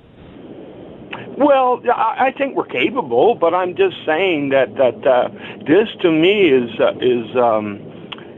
it's rude, it's ignorant, and I don't understand what thought process Trump has. I'm just wondering why members of our Commonwealth have not found this to be somewhat offensive as well. Well, maybe they do find it offensive, but perhaps they don't want to get involved in it because then Trump's slinging mud at them, right? Perhaps people are just happy if you don't poke the bear. There's that argument out there, right? Yeah, absolutely. There's that argument out there, but at the same time, I would think that somebody with half a brain would stand up and say, "Okay, come on, man. Like, what are you doing? You're poking Canada for no apparent reason, and it's embarrassing. It's unnecessary, and somebody needs to stand up besides Canada and say, what are you doing?" Yeah. Okay. All right, Roy. Thanks for the call, pal. Take care. 902-405-6000. Alexander, hello. Hi. Good morning, Todd. Hi. Just a quick comment on your lead in there about the 51st state comment by President-elect. Yeah. I'm sure you've played sports your life too, Todd, like myself, and to me it's no different than when we played sports and you would heckle the other team, and he's just setting the stage for future negotiations, just trying to rattle Prime Minister Trudeau and what have you, because as you know, there's going to be some negotiations coming up, and I think he's done this his whole life in terms of try to bully a bit the opposition before you sit down. And I'm contrary to some of your other callers, I'd actually like to see us distance ourselves from the U.S. economy and the reliance on the U.S. When you only have one partner that buys all your goods, they can sort of set the tone. So, for example, the oil we sell to the States at a big discount. Why don't we just complete that pipeline across country to St. John and sell it to Europe for quite a big price? Well, again, you said it. The proximity is the reason why. When you're trying to when you're dealing with exporting and you've got millions and millions of people south of the border and it's right there and you've already got infrastructure built in, it's pretty difficult to make a business plan make sense to export all of that stuff to far-flung markets overseas. It's challenging. That's all. And the proximity to the United States dictates the trading relationship in a lot of ways. It does, and that puts us at a disadvantage, I find, because if you only have one market, they can sort of set the tone and the price for the goods that you sell. Yep, that's true. That's why okay, thanks for the call. Diversifying our trade market and governments have worked at this. Asia and other markets, but again, to the point, well, they've talked about an Energy East pipeline now for 10, 15 years now and not been able to get that done because Quebec has dug its heels in and said, no, you're not coming through Quebec. That's one of the main stumbling blocks. Dave, hello. Hey, Todd, thanks for taking my call. Sure. I wanted to sort of further your comments regarding the Trudeau government, no longer fit to lead this country. And I will say that I was a Trudeau fan. I think a lot of Canadians were Trudeau fans in the very beginning. But I think the entire lot of them have sort of lost touch with reality of what Canadians want and what Canadians demand. I'm a 35-year-old individual in Halifax, and I have some huge concerns with the Canadian debt load that we have. And I don't believe that they have the ability to tax us anymore. But at some point in time, we have to pay for all this. And so I'd really like, if Poilievre or whoever is going to win the next election to come in and have a hard focus on paying down our debt. But the other problem is that in Canada, we have a massive productivity issue. I think all you have to do is drive around Halifax on, this Monday morning, which is a work day, and there was hardly any traffic. I think we've got some big issues that we've got to deal with. Well, yeah, productivity. I suppose some might say the last 2 weeks, for example, 3 weeks, people have not gone to work. I mean, it's been, people have been in vacation mode for 2 or 3 weeks now, and at least a couple of weeks anyway. Is that your point? Absolutely. Yeah. But my big concern is that, as I mentioned, I was a Trudeau fan. It was a fresh new face. What I have concerns with Poilievre is that, what has Poilievre done? I mean, he's a lifetime bureaucrat. And so my concerns is, what does he know about leading the country, and what is he going to do differently? I don't disagree. I think that the Trudeau government and the team around him have to go. I haven't seen a concrete plan put in place on how he's going to deal with this. And not to mention, I mean, a lot of economists are predicting that he's going to get hit with quite a large recession during his time in office. So I would just like to see more, I guess. It's easy to poke at the existing government. I would just like to see some more meat on the bones of what his plan is. Well, he would say that starting with, and you've heard this a million times, so I'm going to be repetitive here, but axing the tax, less regulation, and he's got his 5 or 6 talking points, right? That less government. It's the prototypical, and I'm not criticizing when I say that, but conservative talking points, conservative government talking points. Yeah, no, absolutely. I can only hope that at some point in time, someone in government will say, you know what, we've got too much debt, we've got to pay down debt. I think that's anyways, that's my point. Thank you very much, Todd. All right, thanks, Dave. Take care. Thanks for the calls, everybody. We appreciate it very much. I look forward to chatting with you tomorrow. By the way, tomorrow we're going to do something very special, like we always do on New Year's Eve, sticking with the music tradition, but we're going to put a twist on it, and not Christmas songs because Christmas is over, but we're going to take your favorite songs of all time for New Year's Eve, because it's going to be a fun couple of hours, and we want to have fun tomorrow, and we don't get to do this very often. I know that some of you would rather us talk politics and kind of grind it out, but we got lots of other days left to do that for 2025. There'll be plenty of that going on, but we're going to have some fun tomorrow, and we're going to take your favorite songs of all time, whatever genre, whatever it is, and we'll do that tomorrow. Clinton Wilkins when we come back. Thanks.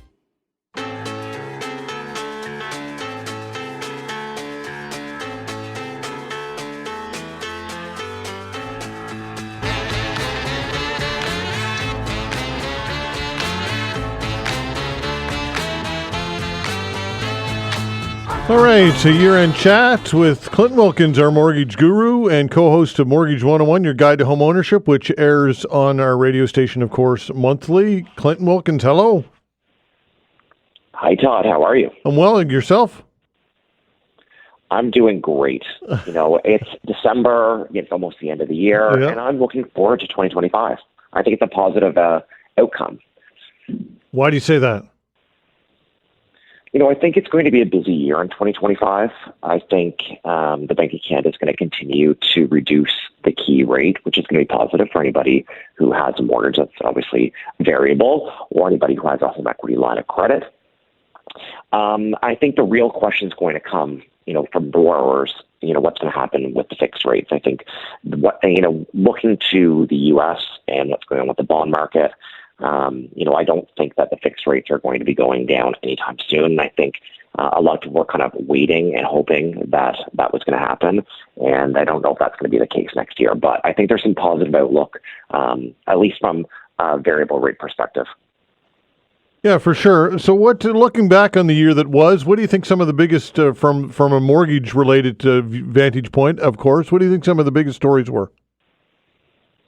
Well, I think number one story is the Bank of Canada. You and I were talking at the beginning of the year on Mortgage 101 that, my estimate was that they were going to reduce the key overnight rate by 100 basis points.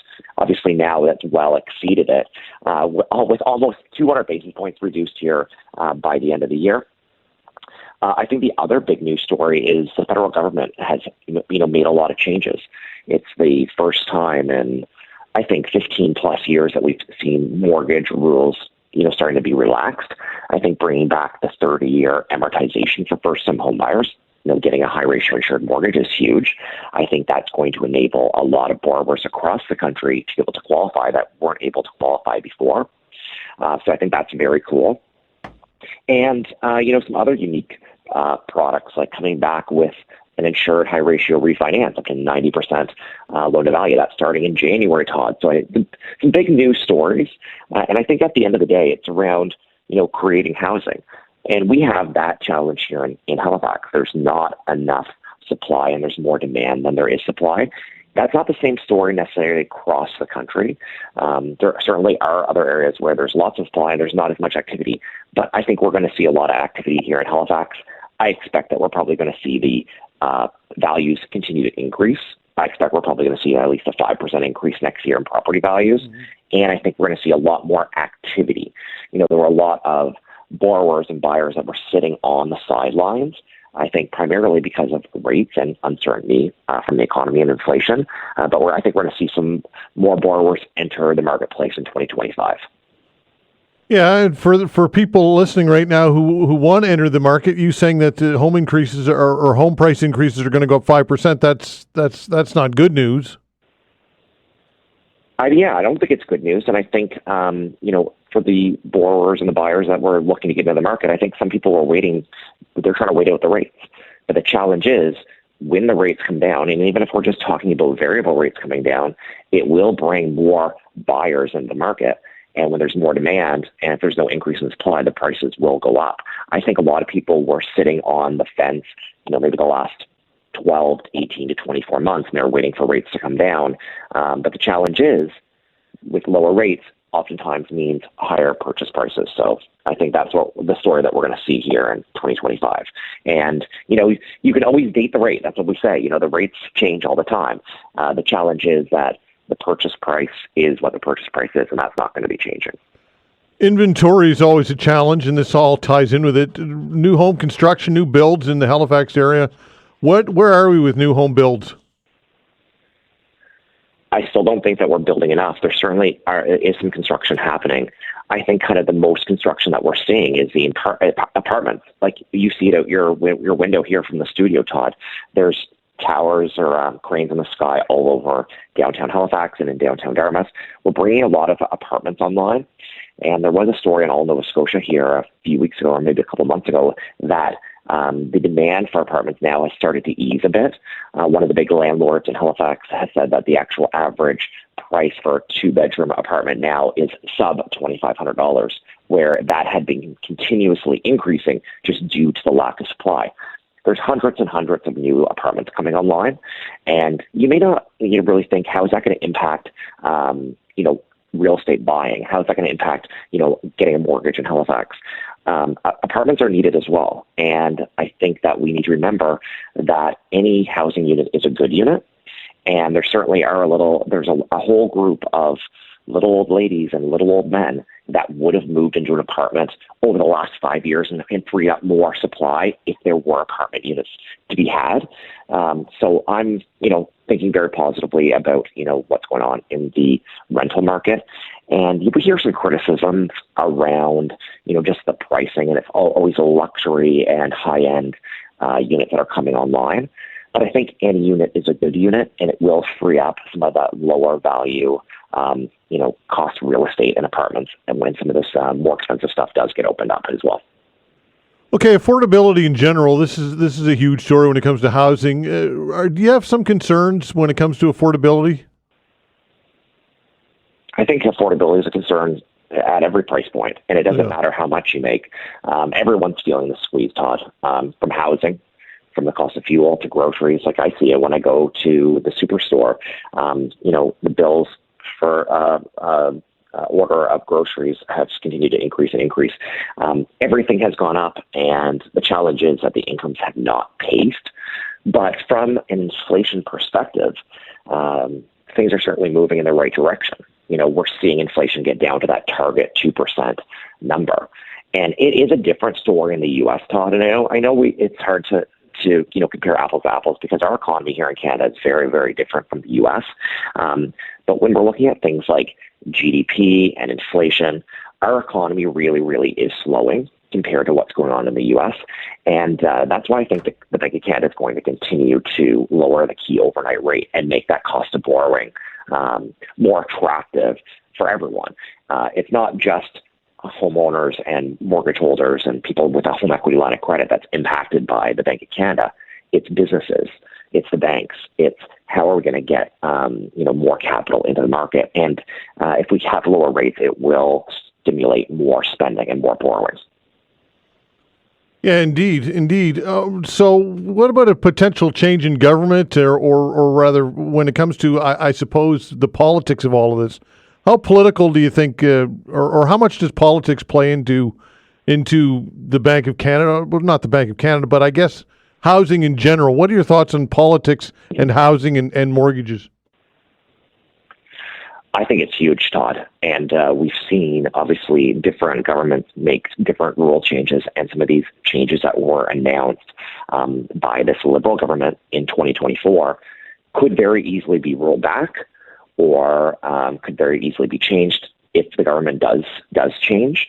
The government of the day, they want to have their own impact. And I can tell you, housing is on the forefront of every government's mind, every political party. And should housing be a political matter? I think it certainly does need to be, and we are in a crisis here in a lot of areas in Canada. And it's not just from a federal government perspective, and I know that's what you're talking about with the potential election, but it takes all levels of government to change what's going on with housing.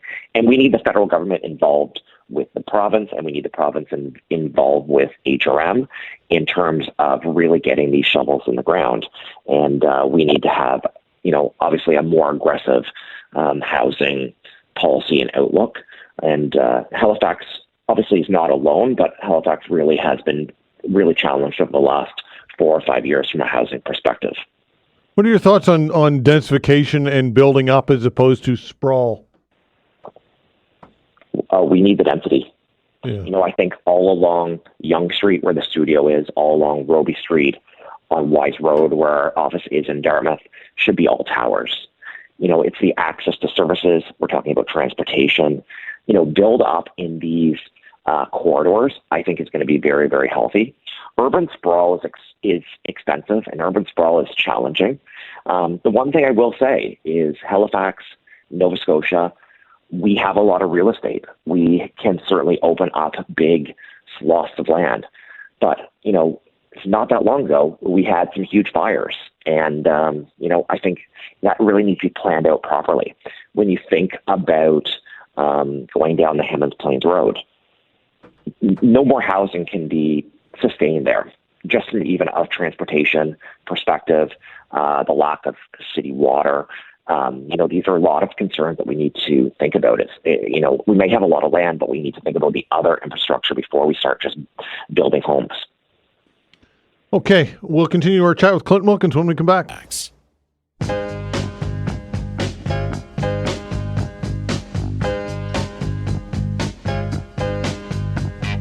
Sometimes I'm right and I can be wrong. My own beliefs are in my song. The butcher, the banker, the drummer, and then makes no difference what group I'm in. All right, continuing our year-end chat with Clinton Wilkins, our mortgage guru, co-host of Mortgage 101, your guide to home ownership, which airs on this radio station each and every month. And Clinton Wilkins, we talk a lot about education on the show. and mortgage education. This has been something that you've held dearly and you've been committed to for a long, long time. Why is education, when it comes to mortgages, something that you think is so important? Well, I think it's scary for consumers, Todd, and it's really the unknown. I talk to consumers every single day, and I actually see clients myself. I'm not just, sitting in my ivory tower and talking to you on the radio. I'm in the trenches. And it would really surprise you, the lack of knowledge and understanding. It's a very complicated widget here in Canada, mortgage lending, and that's why I think it's so important to seek the advice of an unbiased mortgage professional. The differences between lenders would really surprise you, and I think over the last couple of years, the differences are even more than the similarities. And not all lenders are the same, from a rate perspective. Not all lenders are the same from a policy perspective. And that's why I think it's kind of interesting. When we look at a file, it's like a snowflake. And I know there's a lot of snow in Halifax. It's around income, assets, and credit. And how do we best tell and present the story to the lender to get the best possible solution for a customer? And when we're doing a transaction, it's not a transaction forever, even though you think mortgage, morta, it's a death loan, but it's around the term, and the term is just so important.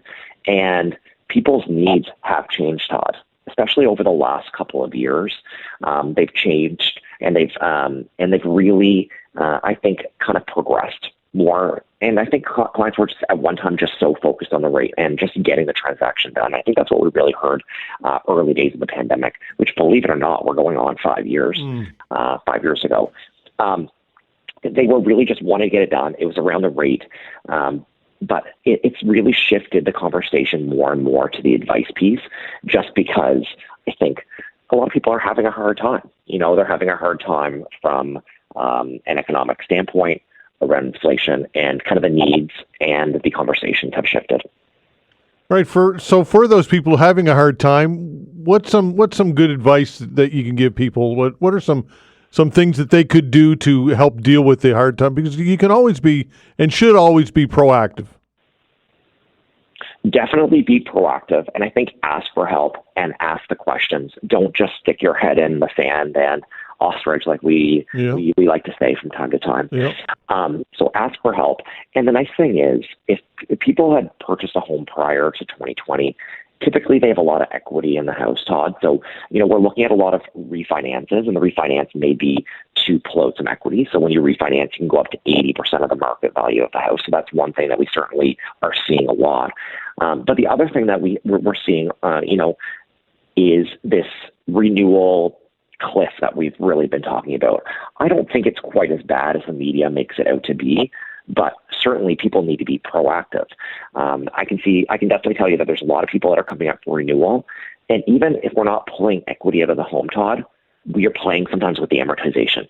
People are choosing to go back up to 25 or 30 years in terms of an amortization perspective, just due to the current rate environment.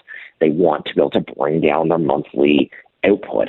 Not so much even the borrowing cost. I don't know if that's what people are concerned about, but they're really most concerned right now around the payment. And I think that's what people are buying. All right, stretching out your amortization, your payments, although it can ease the short-term pain, and in some cases, absolutely necessary and integral to do so. But I would caution, perhaps, or I would ask you perhaps to weigh in on people not doing that unless it's absolutely necessary. What are your thoughts on that? Necessary, or is it needed right now? And this is the conversations that we have. There's certainly a lot of times I talk to people, I'm like, okay, from a 20 year to a 25 year, not that much difference. Or from 25 years to 30 years, not that much difference. But I do see people that are coming up and they have, for example, like 10 years left in their amortization.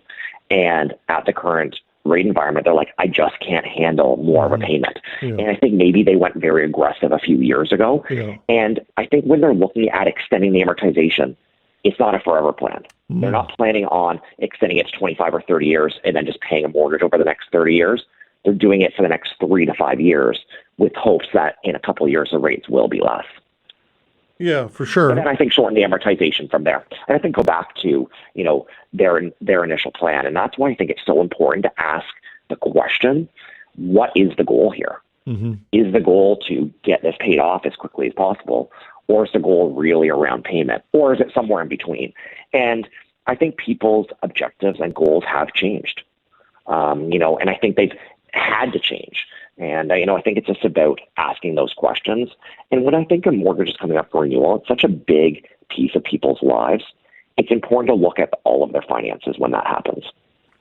Okay, so you say their objectives have changed. Why do you say that? Well, I think it's around cash flow. Yeah. And, we talk about inflation. The cost of living overall is high. Yeah. And incomes have not paced. And that's why I think it's a temporary reset, I think, for some folks. And, it's existing clients, it's new clients, and we're talking to them. The biggest concern really is around payment. I've used this term. Canadians were drunk on cheap money. They were. And, I think maybe some people went a little bit overzealous. We're talking about pre-stress test, or when we were stress testing, we're stress testing at a rate of around where the rates are right now. So we know people can qualify. It's not so much a qualification issue. I think it's more of a lifestyle issue and a payment issue. And I think that's what we've really been seeing, at least in 2024. Indeed. And again, like you said, don't ostrich, and that this all ties into have that conversation with your lender, with your mortgage broker or whomever. But you have to deal with it. You have to be proactive, and it starts with knowing the details. And although it's difficult at times to do that, but the alternative is disaster, right? The alternative is not good. And I really do encourage the listeners to start the conversations early. There's so many times, and even December, I was talking to people a couple weeks ago that had mortgages renewing this month. Yeah. That's really too late. We need to be having the conversations like 3-4 months plus before the renewal. And you may think, hey, I'm just going to wait. I want to see if the rates are going down. And I always tell consumers, and this is where there's some misconception, I like getting something approved, even if it's 3-4 months away. And then if the rates go down with that lender that it's approved with, we can always float the rate down. The approval doesn't necessarily mean that, okay, we're tied and this is the way it has to be. So I think do it early and have something in place that's going to work for you. And, I think we've really seen that. We've actually seen some rates go up, Todd, to be honest. And although we see the Bank of Canada continuing to reduce the key overnight rate, some of the fixed rates really have edged up over the last several weeks and months. All right. Look forward to 2025 and lots of great conversations with you, including early January. We're all set for Mortgage 101 again. So remind everybody, I guess, Merry Dettmas is what we kick the year off with, right? Yes, we're going to be talking about Merry Dettmas, which obviously is a very important time of the year. Coming out of these holidays, Todd, some people really have overdone it, or we were continuing the conversation around financial health. And the conversation is really going to be about refinance. What do the mechanics of a refinance look like? Who is that right for? And we're going to bring on an exciting guest as well. So we'll have that tied up, and I look forward to getting it on the air on the second week of January. Okay, Clinton, we'll see you in a couple of weeks, or we'll see you next week, I suppose. And thank you so much. Happy New Year, my friend. Happy New Year, Todd. Chat soon. Okay, take care. Clinton Wilkins, our mortgage guru, and again, co-host of Mortgage 101, your guide to home ownership. We're going to talk sports with Garreth MacDonald, talk Mooseheads, talk a little junior hockey, perhaps a little NHL as well with Garreth, and then a year-end wrap-up with Cecil. All that coming up. We'll be back. Thanks.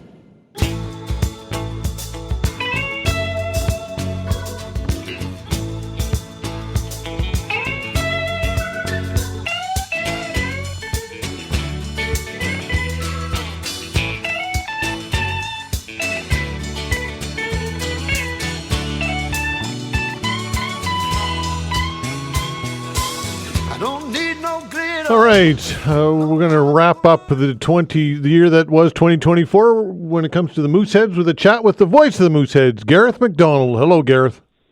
Hello, Todd. How are you? I'm well. Yourself? Not too bad, thanks. Excellent. So, big game, not a big game, but yeah, every game's a big game, I suppose, when you're a junior hockey player, right? Always fun. Yeah, well, especially games like this, it's going to be I think a good crowd on hand tonight in Sydney. They've got a sellout for this one. So, during the holidays, these tickets in Halifax and Sydney, always pretty hot items. So sellout tonight in Sydney, sellout tomorrow in Halifax, little home and home to wrap up 2024. Yeah, I think the guys will be pretty fired up for this. Yeah, indeed. How would you, I guess, looking back at, or so far the season that was the Moosehead season, how would you describe it? What thoughts come to mind? Yeah, I mean, it's maybe a little inconsistent, and I think that's to be expected. This is a young Mooseheads team, and I think that what we saw early on in the season probably had a lot of fans excited. I know that I was pretty excited what we saw in those first few games. I mean, the team had such a great training camp. They came out of the gate so hot, won 5 of their first 6, but after that, I think the grind of a long Q season, it caught up to them. I think other teams that were a bit more veteran laden, they kind of found their form as well, and I think the Moose kind of came back to earth a bit, which that they're about where we would have expected them to be heading into the year. They're kind of that bottom quarter of the league, bottom third of the league right now. What we saw early on, not exactly indicative of what was to come, but yeah, this is a very young Mooseheads team. I mean, the core really built around their 17 and 16-year-olds right now. So in terms of age, one of the younger teams in the queue, and this year it's really all about development. So that's probably another good word right now. There's a lot of guys playing a lot higher up in the lineup than they would on a team that would have some older players. So lots of great opportunities here for guys to get acclimated to the league and again play in some pretty high roles, a little higher up in the depth chart than they might be on a more veteran laden team, like I said. All right. How would you? I guess the ownership has changed, and that I'm assuming it's been a positive change. What can you tell us about the ownership and the approach? I suppose has it deviated? Has it changed? What can you tell us about that? Yeah, no, I mean, I think that the Moose have been fortunate throughout the history of the franchise to have had some great owners, and that was certainly the case with Bobby Smith, who. He loved the Mooseheads for sure, and right now with the Simons, I mean they're obviously very passionate about this team. I think that's been on display, certainly on display during the playoff run back in 2023. And this is a group that talked a lot about culture, and I think when we talk about development being a central theme this year, I think establishing a positive culture moving forward, that's been a big priority for them. So, we see Andrew Lord come in this year. He's talked a lot about that. They've got a great little veteran leadership group right now, and Braden McPhee, Brady Schultz, Mathis Rousseau, some good leaders there trying to set the tone here for the future. So I think that's certainly been a central tenet to what this ownership group believes in, and it's been a big theme this year. So far so good. Yeah, you mentioned Matthews Rousseau and the goaltending situation. I'd be remiss if I didn't mention a new acquisition, 16-year-old Nick Circa. This looks like a pretty exciting development. What can you tell us about that? Yeah, exciting young goaltending prospect for sure. He's a big goalie. I haven't seen too much of him yet. What I've heard, it's positive. This guy, he's certainly got a lot of talent, a lot of ability. He's got that big frame, which we know is that's the big target here these days. Mm-hmm. So that's what scouts are looking for. What about his future long term? Because he's got his eyes set on a college as well. What can you tell us about the future of Nick Circa and long term here with the Moose? Yeah, it's a great question. Well, we lost Garreth. We'll get Garreth back. Yeah, just reading a bit about this in the Chronicle Herald this morning. The Quebec Major Junior Hockey League team, the Mooseheads, of course, announced the addition of 16-year-old goalie Nick Circa Veterans Matthews Rousseau, as Gareth mentioned, and Jack Milner were already in the fold. The Circa was set to go right into the lineup for Saturday's game against the Bathurst Titans, making Milner the odd man out for now. And as mentioned, Nick Circa has his sights set on an NCAA career, and I'm not sure the logistics of this. I'll ask Gareth about it when you get him back. Gareth, hello, you're back, eh? Hey, I'm back. Yeah. All right. No. So, yeah, you were asking about Circa. Get into the NCAA and the fact that he's got his sights set on that, and there's some logistics or whatever. Tell us about this. Yeah, well, it's a great question. I mean, he's a guy now that with the move the NCAA made a couple months back, he has the opportunity here to continue his college aspirations. So that's it's great news for the Mooseheads, and it's exciting news for him for sure. Okay, so does this mean that he will remain a Moosehead long term, or what's this mean? That's my understanding. I mean, right now he's here, he's committed to this team, and I think just like moving forward, there's a lot that still has to be worked out between the CHL, the OHL, Western League, the Q, and the NCAA, and figuring something out long term. But I mean, what we know right now is, he's committed to the Mooseheads, committed to being here for the next few seasons anyway. And like I said, that's certainly great news for the team. Okay, offensively, Liam Kilfoyle leading the charge here with offensively, how would you describe the Mooseheads here?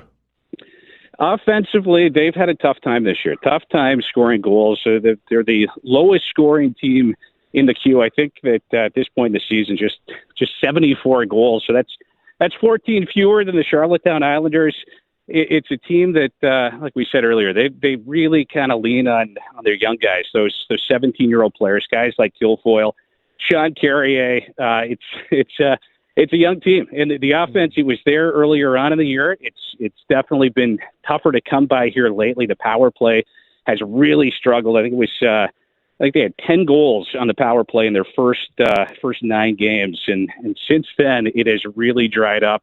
Finally got a power play goal against Bathurst on Saturday night, but those power play goals few and far between since probably mid-October. So that has really hurt this team offensively. That's an area that they're really trying to focus on. They did make a deal bringing in Quinn Kennedy, who is a local guy, 18-year-old player, was a first-round pick by Rimouski back in 2022. So he came in, made his debut in Bathurst on Saturday night, got the Mooseheads' first power play goal since, I think, around the 20th, maybe the 22nd of November. Wow.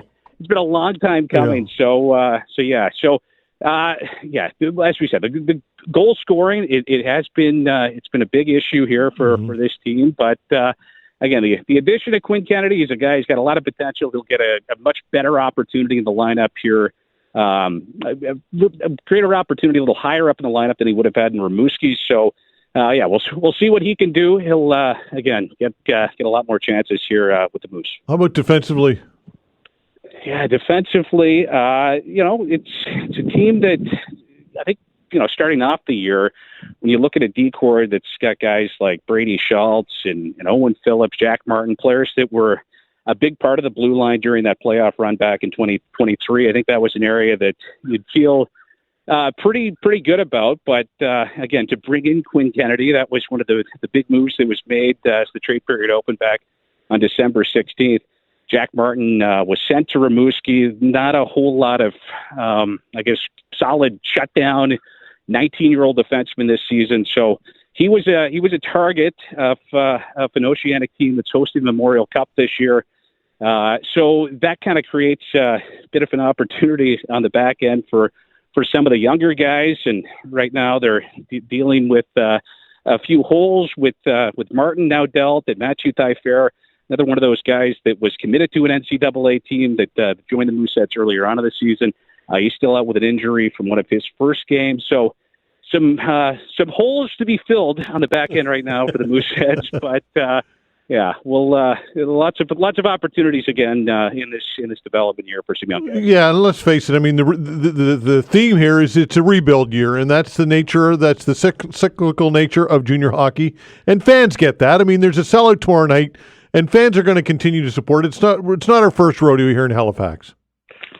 No, it's this is an educated fan base. They get it. We had a couple of exciting years there, as we said, going to the final back in 2023. Last year, I know that the team didn't deliver in the playoffs, but during the regular season had a lot of success. But that's the way junior hockey works. It's a cyclical nature. I mean, they've got to pay the piper now. So the rebuild certainly underway, and I think there's a lot of good young assets that this team's got some good pieces to build around, and they've got a lot of picks here coming up as well. And we know that their draft pick come June's draft, it will be a pretty high one. So I think that's more reason for optimism here. And it's all about building toward the future right now. For sure. And of course, you'll be on the call this evening as the Moose play in Cape Breton, and you'll be on the call as the Moose host Cape Breton tomorrow. So or game time, 7:00 tomorrow, or tonight rather, and 2:00 tomorrow, correct?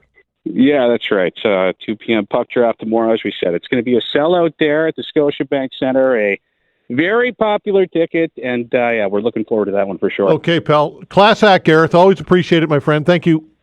All right, thanks, Todd. Take care. All right, take care. Garreth MacDonald, voice of the Mooseheads. A year-end chat with Cecil Wright when we come back.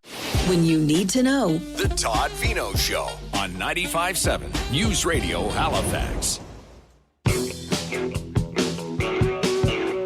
All right, my last opportunity to give it to Cecil Wright, our sports guru for 2024.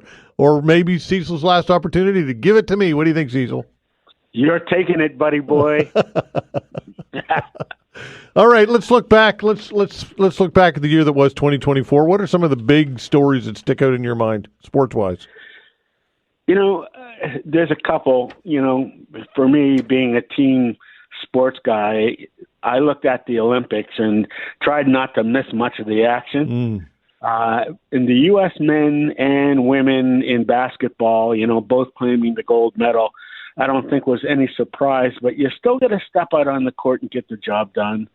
And they did that. So props to them. The other thing was how I think women's sports has risen to a new level, and, it's about time. Part of the reason is because of names like Simone Biles and of course, Caitlin Clark and Angel Reese and the WNBA, Toronto getting a WNBA expansion starting next year. I think that the women have really taken it to another level, and I couldn't be more proud. I think it's well beyond time. Yeah, indeed. All right, so let's look at you talking Summer McIntosh, of course, and the Olympics. I mean, that's got to be the story that came out of Canada, Team Canada. Anyway, what are your thoughts? No doubt about it. What you get 3 goals was it in swimming? Yeah. I mean, that's just you get one goal, and you're a household name in Canada. But 3 goals is unheard of, man. Congratulations to her. And I just think that the women have been overlooked for so long that it's nice to see them getting some props, man. They deserve it. Yeah, unfortunately though, one of the women's stories was not good, and that was women's soccer at the Olympics and the drone scandal, which was unfortunate. Yeah, and completely unnecessary too. I mean, you don't do stuff like that, when you're on the international level, the world stage. It makes us all look bad, all soccer fans in Canada, and all the Canadian soccer fans are innocent. It had nothing to do with this, and I think the coach paid the price. Yep, for sure. And of course, the Super Bowl, I think, is the first major championship that's given out in the every year. And let's go back to Kansas City Chiefs, and it looks like they're poised to do the same. But I think that's quite a story, right? The Chiefs, whether you like them or hate them, that's quite a story. Yeah, hey, any team that wins the Super Bowl back to back. I mean, what are you talking about? Like the Patriots, of course, or I don't know. Did the old Green Bay Packers do it? I don't know. I don't think so. But I give Kansas City a lot of credit. Andy Reid's a great coach, and I don't know, man. I wouldn't be surprised to see them in the running for the third straight. Although, if I was a betting man, I still wouldn't overlook Baltimore, man. As long as Lamar Jackson is healthy, they're always a threat. Yeah, do you think the Jets, I mean, they lost woefully against the Bills again yesterday, and it looks as though they're not going to pick up the option. I think it's an option for Aaron Rodgers, and that's done. That experiment's over, isn't it? And don't I love it? Yeah. Listen, the thing about Aaron Rodgers, he can still play. He can still play at that level if he gets the blocking. Yeah. But he just, it's almost like he's disinterested, if you know what I mean. Like he knows his best years are behind him, even though he can still play. The Jets aren't much of a threat. You know, they went out and they got Devontae Adams for him, and I mean, they've connected a couple times, but it just seems to me like he doesn't have the same competitive spirit. Yeah. Well, like you said, you need the blocking, right? You need an offensive line. That's right. Yeah. Without an offensive line, you go nowhere. The Patriots right now, they're looking good for the number one pick in the draft. Question is, do they take this Travis Carter kid, the unbelievable cornerback and wide receiver, or do they grab the Banks kid, the left tackle from Texas? Personally, I mean, you can't go wrong with either one of them, but they need to build an offensive line. Yeah, absolutely. Looking at, of course, some other big stories. The Dodgers. That was a pretty impactful win against my Yankees. Again, I don't know why I'm setting this up for you. I'm making this easy for you, but the Dodgers and that win was pretty big, right? And they've only gotten better since then. That's the scary part. They just re-signed Teoscar, and they got Blake Snell now as a pitcher. The rich get richer, and of course, let's not forget that Ohtani might come back pitching next season too. And if he does that, if he returns to any semblance of what he was, they're going to be unstoppable. Yeah. Well, speaking of Ohtani, he pretty big story was that association that he had with his assistant, or however that worked out, that gambling scandal, I suppose. I'm still not convinced that we've heard that whole story. Well, I don't know. All I know is Pete Rose got banned from baseball for gambling, betting on the sport. I'm not saying that Ohtani did that, but I'm pretty sure that his advisor, whatever his name was, he was betting on the Dodgers to win. I'm pretty sure. I mean, would you not? Doesn't make any sense to gamble at that level anyway, and not bet on the Dodgers, who everybody thought had the best team anyway. Yeah, indeed. And of course, the World Juniors always big this time of year, and Canada, man, they're stumbling right now. They're not stumbling. Latvia played an excellent game. Can we not give credit to these other countries? Latvia, listen, they have come a long way. We got to admit it. Even their loss to the Americans was only by 2 or 3 goals the other day. Yesterday. Canada just barely beat Germany at 3-0, and I think the United States blew them out. So, I mean, let's call it what it is. That was a stumble, Cecil. I'm going to disagree with you on that one. Oh my God, you Canadian hockey fans are so unbelievable. Your expectations for them to go out there and win 100-0. Haven't we talked about this in the past? We have. Give these guys some credit. They're teenagers. Well, yes, I suppose, but I don't know. Anyway, we could debate that. And you're right. If they go out and they do well it's the preliminary round, and I get it. And there's a lot of parity, and that's understandable. Right. But let's see how the rest of the tournament shakes out. What's your predictions on this tournament? How do you think Canada fares? Well, it's going to be the U.S. versus Canada as always, and I mean that American team's looking pretty darn strong. Let me tell you, they've got an entire line that has been playing together all year at Boston College.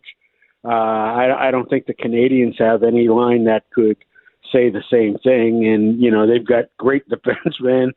They're out to defend their championship. They did win it last year. It always comes down to that New Year's Eve game, and I can't wait for it. I just hope that the George goalie is on top of his game. He's going to have to be. Cecil, always great. Appreciate it. Happy New Year, and we'll be talking at the end of the week, my friend. Go Patriots. We want number one. All right. Take care, buddy. See ya. All right. Cecil Wright, sports guru. Thanks for listening, everybody. We appreciate it very much. I'd like to thank Vanessa Van Den Ness on the other side of the glass. The control board's doing a fine job, as always. We're back tomorrow, 10 o'clock. See you then.